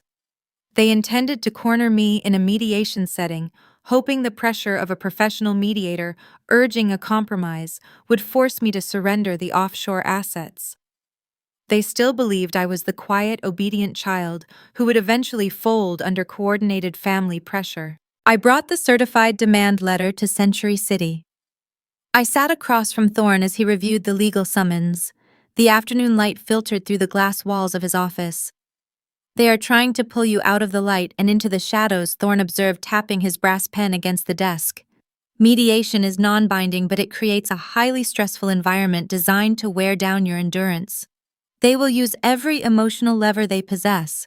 I looked at the mandated procedures attached to the back of the letter. I noticed a specific requirement listed under the rules of engagement for the mediation session.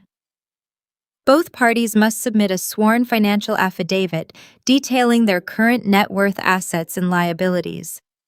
The mediator requires these documents to evaluate the fairness of any proposed settlement. My mind connected the dots. The pieces of my father's fragile existence aligned into a perfect target. Richard was weeks away from federal bankruptcy. His commercial bridge loan was defaulting.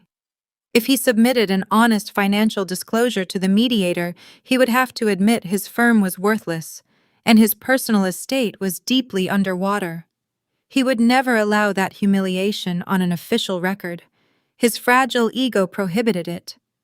To maintain his leverage and justify his demand for my inheritance, he would have to falsify his net worth. "He will lie," I told Thorne, pointing to the requirement clause. "Richard will submit a fraudulent disclosure. He will inflate his assets to make it look like he is offering me a fair deal. He wants to look like a benefactor granting a compromise." Thorne leaned forward, a dangerous glint appearing in his slate eyes. "If he lies on a sworn affidavit during a mandated dispute resolution, he commits perjury," Thorne stated. "And to artificially inflate his numbers to secure a favorable settlement, he will likely list properties he does not actually own." The realization washed over us simultaneously. We recognized the exact nature of the vulnerability. Richard was so focused on bullying me into submission that he failed to recognize the legal peril of the mediation paperwork. He viewed financial disclosures as mere formalities. He treated sworn affidavits the same way he treated his country club promises. We will accept the demand for mediation, I said.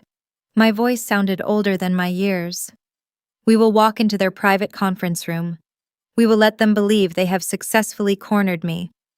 We will sit at the table and wait for Richard to submit his sworn financial paperwork on the official record. Thorne nodded slowly, processing the gravity of our strategy. The trap was elegant in its simplicity. We did not need to attack them. We simply needed to hand them a pen and let them document their own destruction. They wanted a closed-door meeting to dictate my future. They had no idea they were walking into a concrete vault. The date was set for the following week. I drove home and prepared my wardrobe for the final performance. The week leading up to the mediation mandated a deliberate slowing of pace. Battles are rarely won in the frantic moments of combat. They are won in the quiet hours of preparation. I spent those hours sitting across from Harrison Thorne in his glass-walled office, tracing the structural weaknesses of my father's empire. 2 days before the scheduled session, a courier delivered a sealed binder to the law firm. It contained the sworn financial affidavits required by the mediation bylaws. Richard and Evelyn were forced to submit a comprehensive accounting of their current net worth, business assets, and outstanding liabilities.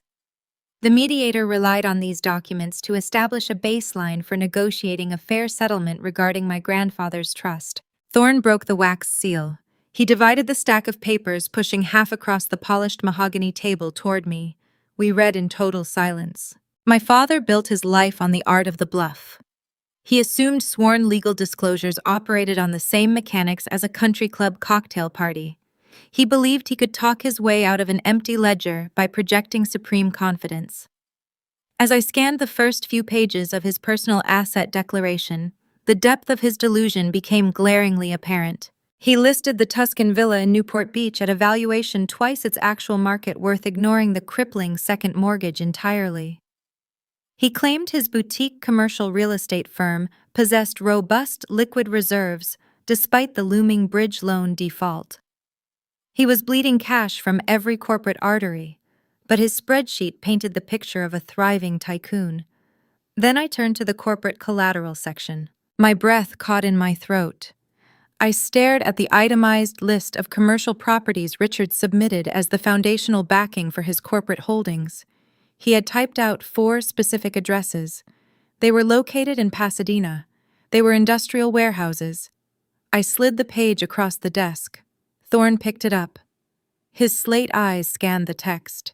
A slow, cold realization settled over his features. The seasoned attorney leaned back in his leather chair, exhaling a long, measured breath. He claimed them, Thorne said, his gravelly voice dropping an octave. He claimed them, I echoed. The magnitude of the error was staggering. To artificially inflate his net worth and delay his desperate creditors, Richard had fraudulently listed the shadow estate as his own collateral portfolio. He did not own those properties. He had never possessed the deeds. He merely uncovered the addresses during his frantic search of municipal zoning records and decided to insert them into his official financial disclosure. He assumed the properties were still drifting in some unresolved probate limbo. He assumed that because he was the patriarch of the Cooper family, he held a divine right to claim any asset connected to the family name. This transcends mere arrogance, Thorne stated, tapping his brass pen against the fraudulent ledger. Submitting a falsified financial affidavit to a mandated mediation proceeding constitutes perjury under penalty of state law, but the implications are far more severe on the federal level. I watched the lawyer process the statutory angles. Tell me, I said. If your father presented this exact same collateral portfolio to his secondary lender to secure the bridge loan, he committed felony bank fraud, Thorne explained. You cannot pledge assets you do not legally own to obtain commercial financing. He used stolen trust funds to fake his liquidity, and he used a stolen real estate portfolio to fake his solvency. He has constructed a paper trail of federal crimes. The air in the office felt electric. Richard wanted to pull me into a private room to bully me into signing away my rights. He wanted to trap me.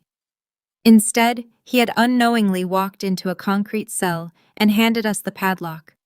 He laid all of his lies out on the official legally binding record. I looked down at the falsified spreadsheet. For 25 years, my family mistook my silence for obedience. When I did not ask for designer clothes or expensive cars, they assumed I lacked ambition. When I sat quietly at the dinner table while they boasted about their latest acquisitions, they believed I was intimidated by their success. They never understood that my silence was a method of data collection. It was a tool of memory. I learned early that the loudest people in the room are constantly broadcasting their vulnerabilities. I spent a lifetime observing their fragile egos, their desperate need for validation, and their reckless financial habits. My grandfather recognized that trait in me. He knew I could endure their noise without breaking. He knew I would wait for the perfect moment to strike. Silence was no longer my obedience. Silence was a lethal weapon. "We have everything we need," I told Thorne. My voice sounded steady, echoing the quiet certainty of the man who built the Pasadena warehouses. "We let them proceed with the mediation. We let them enter this document into the official record." Thorne closed the binder. He offered a grim nod of agreement. "They believe they are walking into a negotiation. They do not realize they are walking into an execution." The morning of the mediation arrived wrapped in a dense layer of marine layer fog. The sky over Long Beach looked gray and unyielding. I stood in front of my narrow closet evaluating my wardrobe. The psychological warfare of the day required a very specific uniform. If I wore a sharp, tailored suit, Richard would instantly recognize a shift in my demeanor. He would sense confidence and his defensive instincts would kick in. He might consult his attorney and reconsider his aggressive strategy. I needed him to feel arrogant. I needed him to believe he still held the upper hand. I bypassed the structured blazers and reached for a simple, unbranded gray suit. It was a garment I purchased off the rack years ago for a minor job interview. The fabric was dull and slightly shapeless. I paired it with a plain white blouse and sensible flat shoes. I tied my hair back into a low, unassuming knot. I wore no jewelry except a basic watch. I looked in the mirror. The woman reflecting back appeared modest, intimidated, and thoroughly unremarkable. I looked exactly like the quiet archivist who spent her days hiding in a dusty museum basement. I looked like a victim ready to capitulate. It was the perfect armor. I gathered my leather tote bag.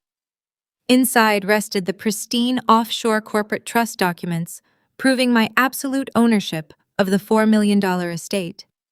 Beside them sat the transfer logs, documenting my father's wire fraud. I placed the tote over my shoulder and walked out into the cool morning air. The drive to Century City felt shorter than usual. The morning rush hour traffic parted, offering a clear path toward the towering glass structures that defined the legal district.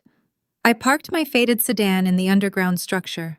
The familiar scent of polished concrete and expensive car exhaust greeted me. I rode the elevator to the 34th floor. The mediation firm occupied a sprawling suite designed to project neutrality and extreme wealth. The lobby featured frosted glass partitions and muted abstract art. The receptionist offered a polite, hushed greeting, directing me down a long hallway lined with closed doors. Every step I took against the plush carpet brought me closer to the final confrontation. I could feel the adrenaline humming in my veins, but my exterior remained perfectly still. I had spent my entire life preparing for this exact moment. I had endured the subtle insults, the financial theft, and the suffocating gaslighting. I had allowed them to build their house of cards higher and higher, refusing to intervene until the structure was ready to collapse under its own weight. I reached the end of the corridor. A heavy glass door stood between me and the people who tried to steal my future. Richard and Evelyn were waiting inside, expecting a surrender. They were eager to deploy their carefully rehearsed guilt trips and their manufactured outrage. They were ready to slide another Trojan horse across a mahogany table. I took one slow, deep breath. I adjusted the strap of my worn tote bag. I reached out and pushed the heavy glass door open, stepping directly into their final ambush. The heavy glass door swung shut behind me, the latch engaged with a firm, muted click, sealing the suite. The conference room, suspended 34 floors above the sprawling grid of Los Angeles, felt less like a meeting space and more like a pressurized altitude chamber. Floor-to-ceiling windows framed a panoramic view of smog and concrete skyscrapers. It was an environment engineered to make the occupants feel like masters of the universe. Richard and Evelyn sat on the far side of a grand mahogany table, basking in the high-altitude sunlight. They believed they were looking down on the city. They did not realize the ground beneath them was already gone. Beside my father sat a new legal representative. He was a younger man possessing a sharp haircut and a bespoke suit that screamed billable hours. Richard had likely secured his services using the last remnants of his stolen liquidity. At the head of the table sat the mediator. Her name placard read, Sylvia Hayes. She was a retired appellate judge with tired eyes and a posture that suggested she had witnessed every conceivable variation of family greed. I pulled out the lone chair on the opposite side of the wood. I took my seat. I arranged my hands neatly in my lap. My dull gray off-the-rack suit served its intended purpose. I looked small. I looked like a woman preparing to concede. Hayes opened a thick leather binder. She pressed a silver button on a small digital recording device resting in the exact center of the table.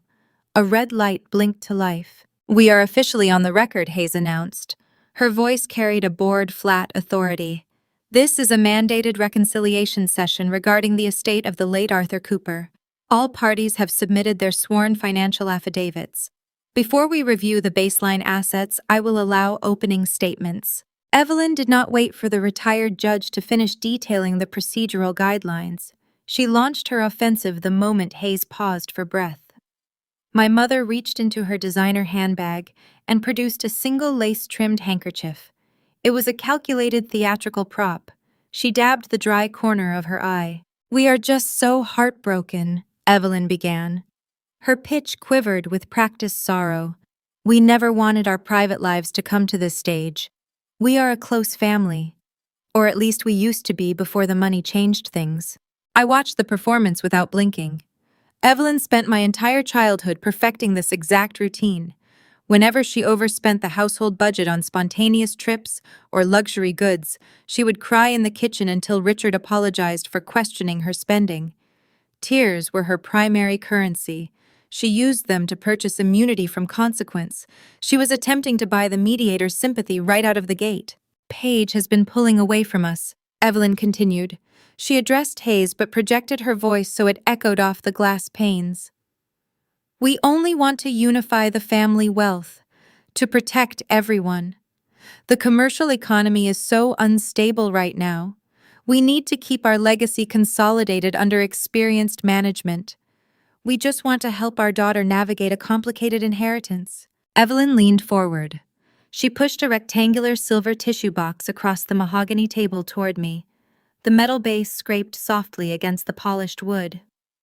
"It is okay to be overwhelmed, sweetie," she cooed. "We are here to take the burden off your shoulders." I looked at the tissue box resting near my hands. I did not reach for it. I did not shed a single tear. I offered her a blank, unreadable stare. Richard cleared his throat. This sound signaled the end of the emotional overture and the beginning of the business transaction. He adjusted the cuffs of his tailored shirt, shooting a confident glance at his new attorney. Richard believed he was the smartest person in the room. He assumed my drab clothing and quiet demeanor indicated a broken spirit ready to surrender. "Let us be pragmatic," Richard stated. He adopted the tone of a benevolent monarch offering clemency to a rebellious subject. "My daughter has behaved recklessly over the past few weeks. She walked out of my house with proprietary corporate documents. She caused immense emotional distress to her mother during a highly stressful wedding weekend. However, I am a reasonable man. I am willing to forgive this insolence." He reached into his leather briefcase. He produced 2 distinct stacks of crisp paper. He slid them across the table, stopping them right next to the silver tissue box. "This is a path forward," Richard declared. "The first document is the durable power of attorney we discussed previously. The second is a deed transfer form." He leaned back in his chair, lacing his fingers together over his stomach. He felt invincible. He was about to commit his crimes on an official audio recording. "We discovered that your grandfather left a few dilapidated commercial parcels in Pasadena," Richard said. He kept his tone breezy and dismissive, as if discussing worthless scrap metal instead of a $4 million estate. They require significant capital to renovate and maintain, capital you simply do not possess on a museum clerk's salary. As the head of this family, I will assume the liability. Sign the transfer form returning those specific Pasadena properties to my corporate portfolio. Sign the power of attorney. Do this today, and we will drop the pending elder abuse investigation. We will welcome you back into the fold. He lied with effortless grace. He laid his deceit out on the official legally binding record. He stated he needed the properties returned to his portfolio, implying a prior ownership history that never existed. He explicitly demanded the Pasadena estate while acknowledging the power of attorney. He was executing extortion in front of a retired appellate judge. I glanced at the new lawyer sitting next to my father. The man stared down at his legal pad, carefully avoiding eye contact with anyone. He likely knew Richard was bleeding cash, but he probably did not know the Pasadena properties were a complete fabrication on the sworn affidavit. Richard kept his own counsel in the dark to maintain his illusion of control. The mediator turned her gaze toward me. Ms. Cooper Hayes prompted gently. Your parents have presented a proposed settlement. Do you have a response for the record? I did not answer. I deployed the silence. I let the quiet settle over the high-altitude conference room. I let the absence of sound stretch and deepen until it became a physical weight pressing against their chests. 1 minute passed, then 2. The only noise in the suite was the faint hum of the climate control system and the muffled distant sirens from the city streets far below. Evelyn shifted in her chair, her silk blouse rustling sharply in the sterile air. She dabbed her dry eye again, but the theatrical sorrow was giving way to genuine anxiety. She looked at Richard, searching for a cue. Richard tapped his index finger against the leather armrest. He expected me to cry. He expected me to argue or bargain for a better deal. My mute observation unnerved him. It disrupted his carefully rehearsed script. 5 minutes elapsed. The digital recorder in the center of the table blinked its red light, capturing every second of the agonizing quiet. The mediator shifted her weight, clearing her throat to break the tension, but I held up a single hand, gesturing for patience. I kept my eyes locked on Richard. I watched the sweat begin to form at his temples. I watched his breathing turn shallow and erratic. The man who needed a vast commercial bridge loan to survive the month was trapped in a room with a daughter who possessed all the time in the world. He needed a signature to save his sinking ship from federal bankruptcy. I gave him nothing but a cold, hollow stare. At the 10-minute mark, the tension in the suite became suffocating. Richard could no longer endure the vacuum. His fragile ego demanded a reaction. He needed noise to validate his existence. Say something, Richard snapped. His voice cracked slightly, fracturing the benevolent monarch routine. We are offering you a very generous way out of this mess. Stop staring at me and sign the papers. His outburst echoed against the floor-to-ceiling windows. The mediator frowned, noting the sudden shift into hostility. The trap was now fully baited. They had presented the fraudulent transfer forms. They had verbally confirmed their extortion tactics on a recorded line. They had cemented their perjury by referencing the falsified financial disclosures in front of the judge. The time for passive observation had concluded. The time for execution had arrived. I lowered my hand. I sat up straight, letting my posture shift from submissive to commanding. I reached down into my worn leather tote bag resting near my feet. My fingers brushed the smooth cardboard of my own manila folder. I pulled it out and placed it squarely on the mahogany table right next to their deceptive paperwork. Madam Mediator, I said. My voice was calm, crisp, and devoid of any emotional tremor. It sliced through the suffocating air like a freshly sharpened blade. Before we discuss any proposed settlements, I have a procedural request. Hayes leaned forward, intrigued by the sudden transformation in my demeanor. Proceed, Ms. Cooper. I rested my hand flat on top of the closed folder. I would like to formally ask if we can admit new evidence to the official record. The mediator adjusted her glasses and nodded. You may present your documentation, Ms. Cooper. I opened my manila folder. The cardboard parted to reveal a pristine stack of printed records. I did not rush. I divided the first batch of papers into 3 identical sets. I slid one set across the mahogany wood to Sylvia Hayes. I slid the second set to my father's young attorney. I pushed the final set directly toward Richard and Evelyn. The first page is a certified banking ledger, I explained, keeping my voice level and deliberate. It details the transaction history of the Uniform Transfers to Minors Act account established by my late grandfather. You will see 3 distinct withdrawals executed last Friday. Each transfer moved $100,000 out of the trust. Richard scoffed, waving his hand in a dismissive gesture. We already discussed this, Paige. I was the legal custodian. I moved the capital to consolidate our resources. It was a permitted internal family transfer. I kept my eyes locked on his. The routing numbers on that ledger do not trace to an internal family savings account, Dad, I said. The digital trail leads directly across state lines into the primary corporate holding account for your commercial real estate firm. You used my inheritance to fabricate liquid collateral for a high-risk bridge loan. Moving misappropriated funds across state banking borders to secure commercial financing is not a permitted family transfer. It meets the federal statutory definition of wire fraud. The young attorney sitting next to Richard stopped breathing. He stared at the banking ledger. He ran his index finger over the routing numbers. The confident swagger he brought into the suite evaporated. He shifted in his leather chair, putting a fraction of an inch more distance between himself and his client. Hayes frowned, examining the transaction timestamps. Evelyn looked back and forth between her husband and the mediator, her theatrical sorrow replaced by genuine confusion. She did not understand the legal terminology, but she recognized the sudden drop in atmospheric pressure. I reached into my folder and retrieved the second stack of documents. I repeated the distribution process. Richard stared at the new pages. His eyes darted across the unfamiliar letterhead. The seal of a foreign jurisdiction stamped the top right corner. Those are the corporate charter and deed transfer logs for the Pasadena properties, I continued. You stated earlier that you intended to assume liability for those warehouses and return them to your portfolio. That is an impossible scenario. Those parcels do not belong to the Cooper estate. They have not belonged to Arthur Cooper for a decade. Richard blinked. A vein pulsed near his temple. What are you talking about? He demanded. 10 years ago, my grandfather transferred the deeds for those exact locations into an irrevocable corporate trust, I stated. That trust is wholly owned by a holding company domiciled in Nevis. I am the sole beneficiary and the controlling director of that entity.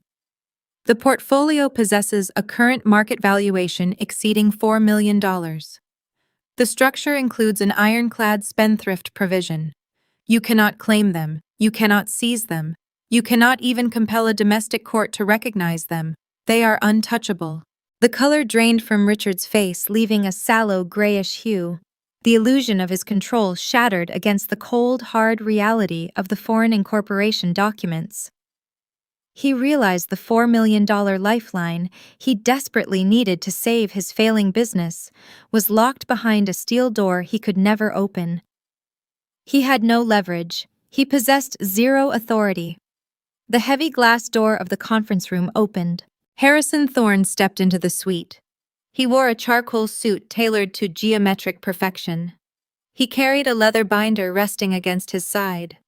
He did not ask for permission to enter. He commanded the space the moment his leather shoes touched the plush carpet. Hayes looked up from the offshore trust papers. Mr. Thorne, she said, recognizing the veteran attorney immediately. I did not realize you were joining this session. My apologies for the delay, Madam Mediator, Thorne replied, taking his place standing directly behind my chair. I needed to verify a few external filings before presenting my client's final position. Thorne opened his binder. He extracted a single piece of paper and laid it flat on the table. It was a copy of the sworn financial affidavit Richard had submitted 48 hours prior. My client has established the indisputable ownership of the Pasadena real estate. Thorne began, his gravelly voice filling the high-altitude room. Now we must address the document Mr. Cooper provided to this mandated mediation. Richard gripped the armrests of his chair. His knuckles turned white. he recognized his own falsified spreadsheet. In order to artificially inflate his net worth and justify his predatory settlement offer, Mr. Cooper listed the Pasadena warehouses as part of his corporate collateral, Thorne explained, gesturing to the specific line item.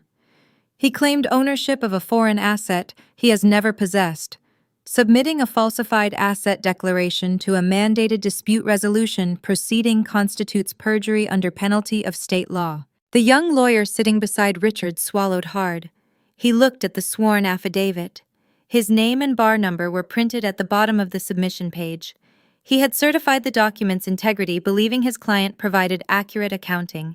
But the perjury is merely the opening act. Thorne continued, delivering the final lethal blow. Mr. Cooper is currently facing an imminent default on a commercial bridge loan. We possess evidence indicating he submitted this exact same fabricated collateral portfolio to his secondary lender to secure that financing.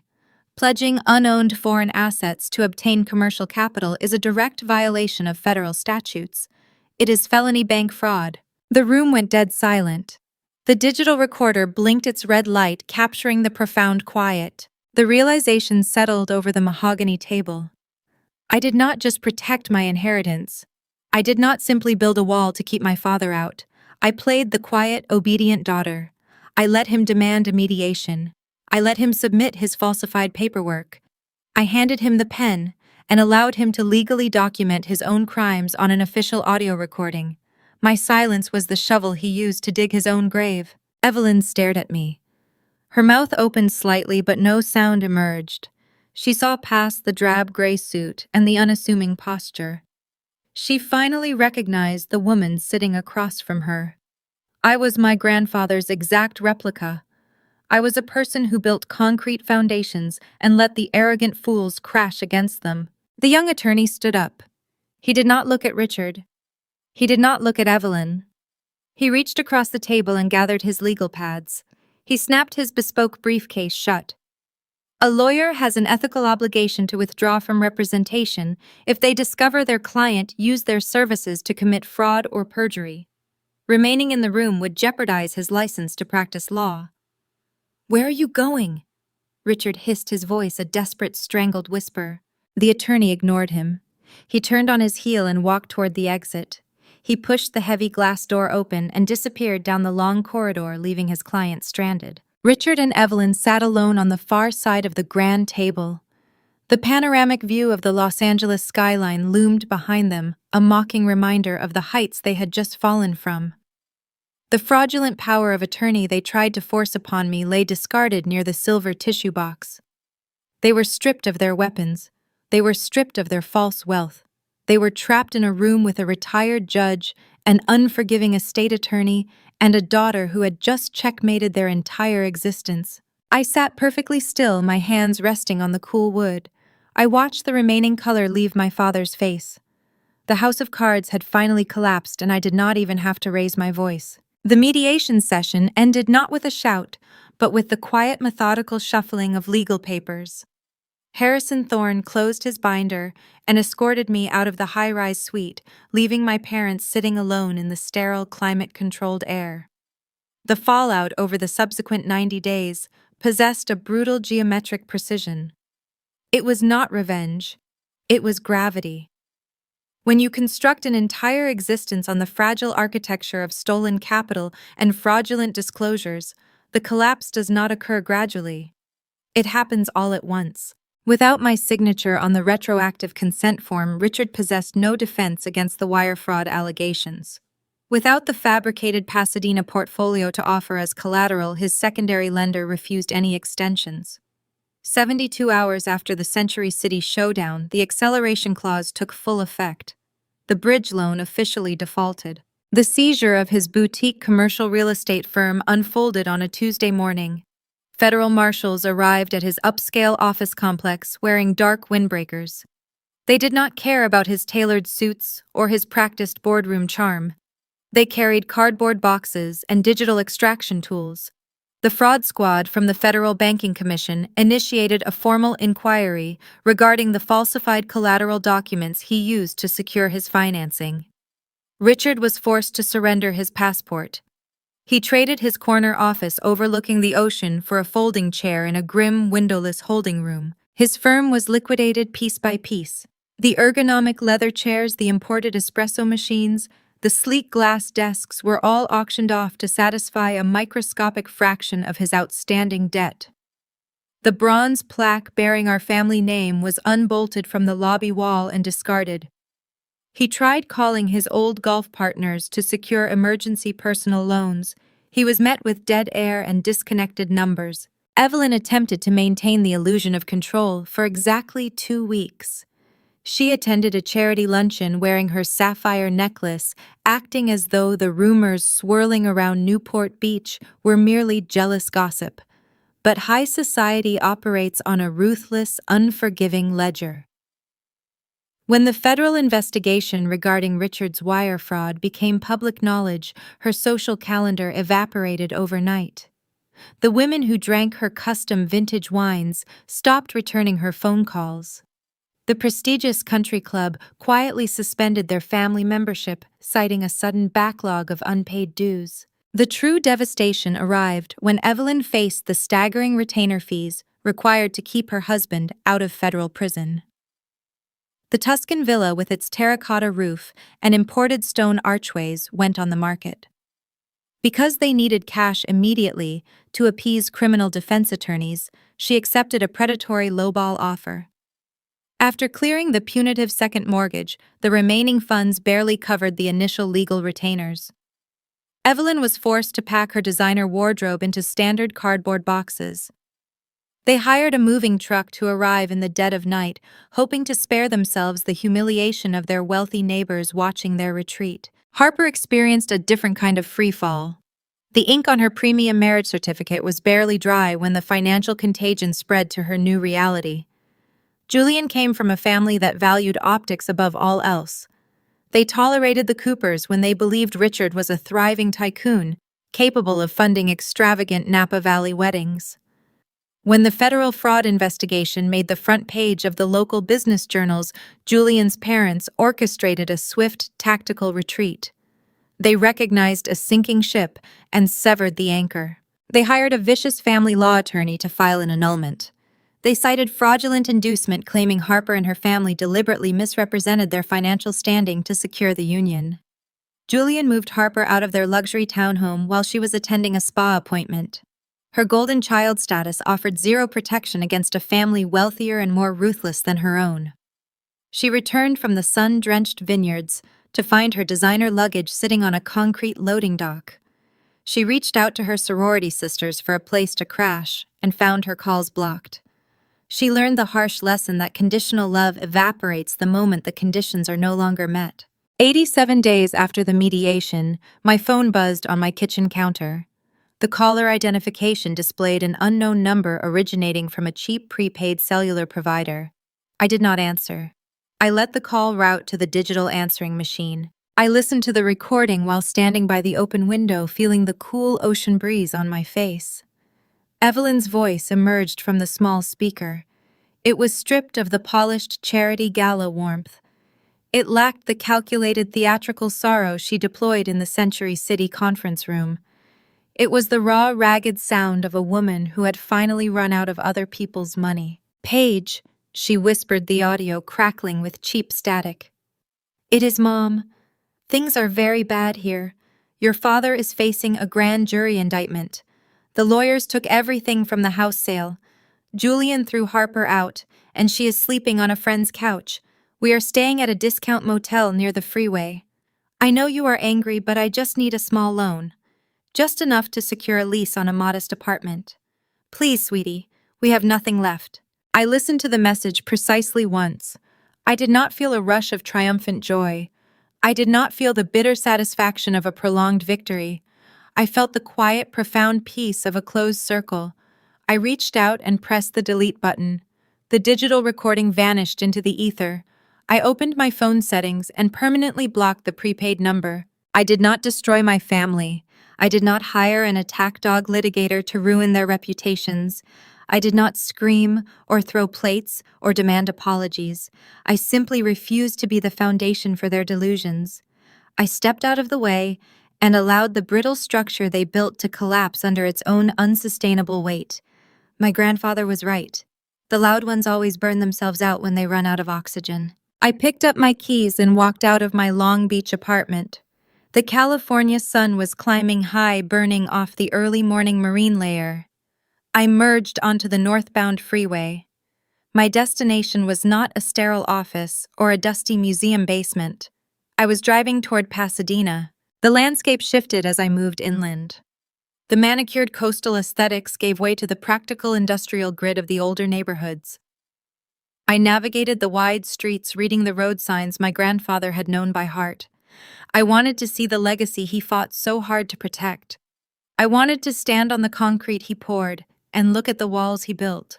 I wanted to walk through the physical manifestation of my own future. The industrial corridor of Pasadena operates on a rhythm entirely distinct from the frantic manicured energy of the coast. There are no valet stands here. There are no ocean views engineered to inflate the egos of passing executives.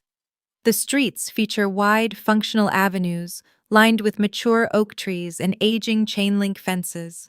I drove my faded sedan down a quiet block flanking the railway line. The navigation system on my dashboard indicated I had reached my destination. I parked the car against a cracked concrete curb and turned off the engine. I sat in the silence for a moment, looking through the windshield. A sprawling brick and steel structure stood before me, occupying half the city block. It lacked the polished glass of the century city law firms. It possessed none of the imported marble that decorated the Newport Beach Tuscan villas. It was a monument to raw, unpretentious utility. The exterior walls bore the faded painted logos of past tenants layered over decades of Southern California sun. Harrison Thorne had provided a heavy brass key during our final meeting. I stepped out of my vehicle and walked toward the reinforced steel entry door. The metal felt warm beneath my hand. I slid the key into the deadbolt. The lock turned with a solid, satisfying thud. I pushed the door open and stepped across the threshold. The interior of the commercial space took my breath away. Sunlight pierced the gloom through row upon row of high clerestory windows, casting thick golden beams across a vast concrete floor. The air smelled of aged timber, warm iron, and decades of quiet industry. Dust motes drifted lazily in the shafts of light. Thick steel girders supported a ceiling high enough to house an aircraft. This was the Shadow Estate. This was the fortress my grandfather built with his own calloused hands. I walked slowly into the center of the cavernous room. The sheer scale of the holding company portfolio became a physical reality. My parents spent their entire adult lives chasing depreciating illusions. They worshipped luxury cars that lost value the second the tires touched the street. They coveted designer clothing that went out of style before the season ended. They mortgaged their souls to project an image of prosperity they could never sustain. Arthur Cooper invested in permanence. He understood that speculative tech startups might break their office leases, but logistics companies and manufacturing hubs always required a reliable physical footprint. He poured his capital into brick-mortar and prime geographic locations. He built a legacy designed to endure economic downturns and fleeting trends. My footsteps echoed against the bare walls. I reached into my tote bag and pulled out the thick leather binder Thorne had prepared for me. The offshore corporate trust successfully shielded the principal from any domestic familial predators. Richard and Evelyn could never touch the deeds. However, the portfolio was not a dormant vault. The 4 parcels generated a staggering amount of monthly rental revenue. I stood in the golden light and considered my new reality. I possessed a commercial real estate empire valued at over $4 million. The liquid reserves alone exceeded the amount Richard had stolen from my custodial account. I did not desire a gated mansion. I harbored zero interest in purchasing a European sports car or joining an exclusive country club. I knew firsthand how the pursuit of those hollow status symbols rotted a person from the inside out. The wealth needed a distinct purpose. It required a mission that honored the man who secured my future. I retrieved my phone and dialed the Century City law firm. Harrison Thorne answered on the second ring. "I am standing inside the main warehouse," I told the attorney. My voice echoed softly in the vast, empty space. The structure is magnificent. Your grandfather always valued strong bones, Thorne replied, his gravelly tone carrying a note of quiet pride. He would be pleased to know you are walking those floors today. We need to establish a new directive for the incoming revenue yield, I stated. The holding company protects the assets, but the capital accumulation needs a secondary function. I want to divert a designated percentage of the quarterly rental income into a permanent philanthropic endowment. I listened to the faint scratching of a pen on the other end of the line. Thorne was already taking notes. What parameters do you envision for this endowment? He asked. I leaned against a thick steel support beam. I want to create a grant program, I explained. The funds will provide direct financial support for young, underfunded digital archivists and historical preservationists, people who spend their days in quiet basements protecting the past, people who wear thrifted sweaters and drive 10-year-old sedans. I paused, letting the vision solidify in my mind. I want to supply them with the resources they need to purchase scanning equipment or pay off their student loans, I continued. I want to give quiet, diligent people the financial independence to escape toxic environments and build secure lives. We will formally register the charitable entity as the Arthur Cooper Historical Grant. That is an exceptional strategy, Paige Thorne said. Structuring a philanthropic arm under the offshore umbrella is entirely feasible. It establishes a perpetual legacy while maintaining strict privacy protocols. Your grandfather respected hard work above all else. Rewarding those who preserve history is a fitting tribute to a man who built his life with an eye on the long game. Draft the preliminary paperwork, I instructed. I will review the charter next week. I ended the call and slipped the phone back into my pocket. The war was over. The defenses were secure and the future was mapped out. I walked toward the back of the warehouse where a flight of metal utility stairs led up to a second-story administrative office. Before driving to this property, I had stopped at a small corner bodega down the street. I carried a simple paper cup of black coffee in my hand. The cardboard sleeve felt warm against my palm. I climbed the rusted iron steps. The mechanical clatter of my shoes rang out like a steady heartbeat. I reached the top landing and pushed open a heavy fire door, stepping out onto a narrow exterior balcony. The rusted iron grate suspended me above the quiet industrial street. To the east, the San Gabriel Mountains loomed majestic and unbothered by the trivial concerns of the city below. The California sun began its slow descent toward the horizon. The sky shifted into a brilliant canvas of bruised purple and burnt orange. The cooling evening breeze carried the faint scent of dry brush and diesel exhaust. I leaned against the metal railing and took a slow sip of the dark roast coffee. It tasted bitter and strong. It tasted infinitely better than any $200 bottle of wine ever poured in a Newport Beach dining room. I stood on the balcony and watched the light fade. I thought about the manila folder Evelyn slid across the glass coffee table. I thought about the frantic, terrifying voicemails Richard left on my answering machine. I thought about Harper throwing a tantrum over imported peonies, while her new husband plotted a swift exit strategy. They had all treated my quiet nature as a profound vulnerability. They assumed a person who did not scream or boast lacked the capacity to fight. They failed to understand that volume does not equal strength. I survived their siege by remaining perfectly still. I observed their tactics. I gathered my evidence, and I let them document their own destruction. I protected my future without sacrificing a single ounce of my integrity. The quiet daughter had undeniably outlasted the loud ones. I finished my coffee and watched the first stars pierce the darkening sky. The legacy was secured. That concludes my story. I grew up in a house where appearances were prized above basic human decency. My family attempted to steal my inheritance to fund their unsustainable illusions.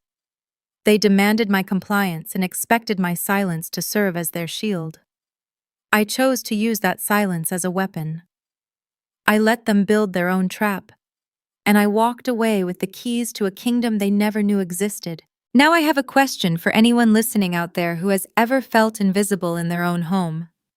If your family demanded you sacrifice your future to pay for their mistakes, what would you do? Option A. Keep the peace and sign the papers. Option B. Let the truth walk slowly toward daylight. Let me know your choice in the comments below. And if you have a story about outsmarting the people who underestimated you, share it. There are a lot of quiet daughters out there who need to know they are not alone. Thank you for listening. In American culture, we are often taught that the loudest voice in the room holds the power. We are conditioned to celebrate the hustle, the noise, and the visible markers of success. But this story teaches us a different truth. The most unshakable power lies in stillness. It is a quiet reminder that you do not owe your future to the people who squandered their own. When those closest to you demand that you set yourself on fire to keep their fragile illusions warm, you have the right to step back and let the cold reality take over. True independence. A deeply American ideal sometimes means breaking the generational cycle of debt and obligation to build your own sanctuary. If this journey resonated with the silent battles you are fighting behind closed doors, make sure to follow the channel Elderly Stories for more narratives about reclaiming your peace. We all have a fortress waiting to be built, brick by quiet brick. The question isn't whether a storm will eventually come to test your walls.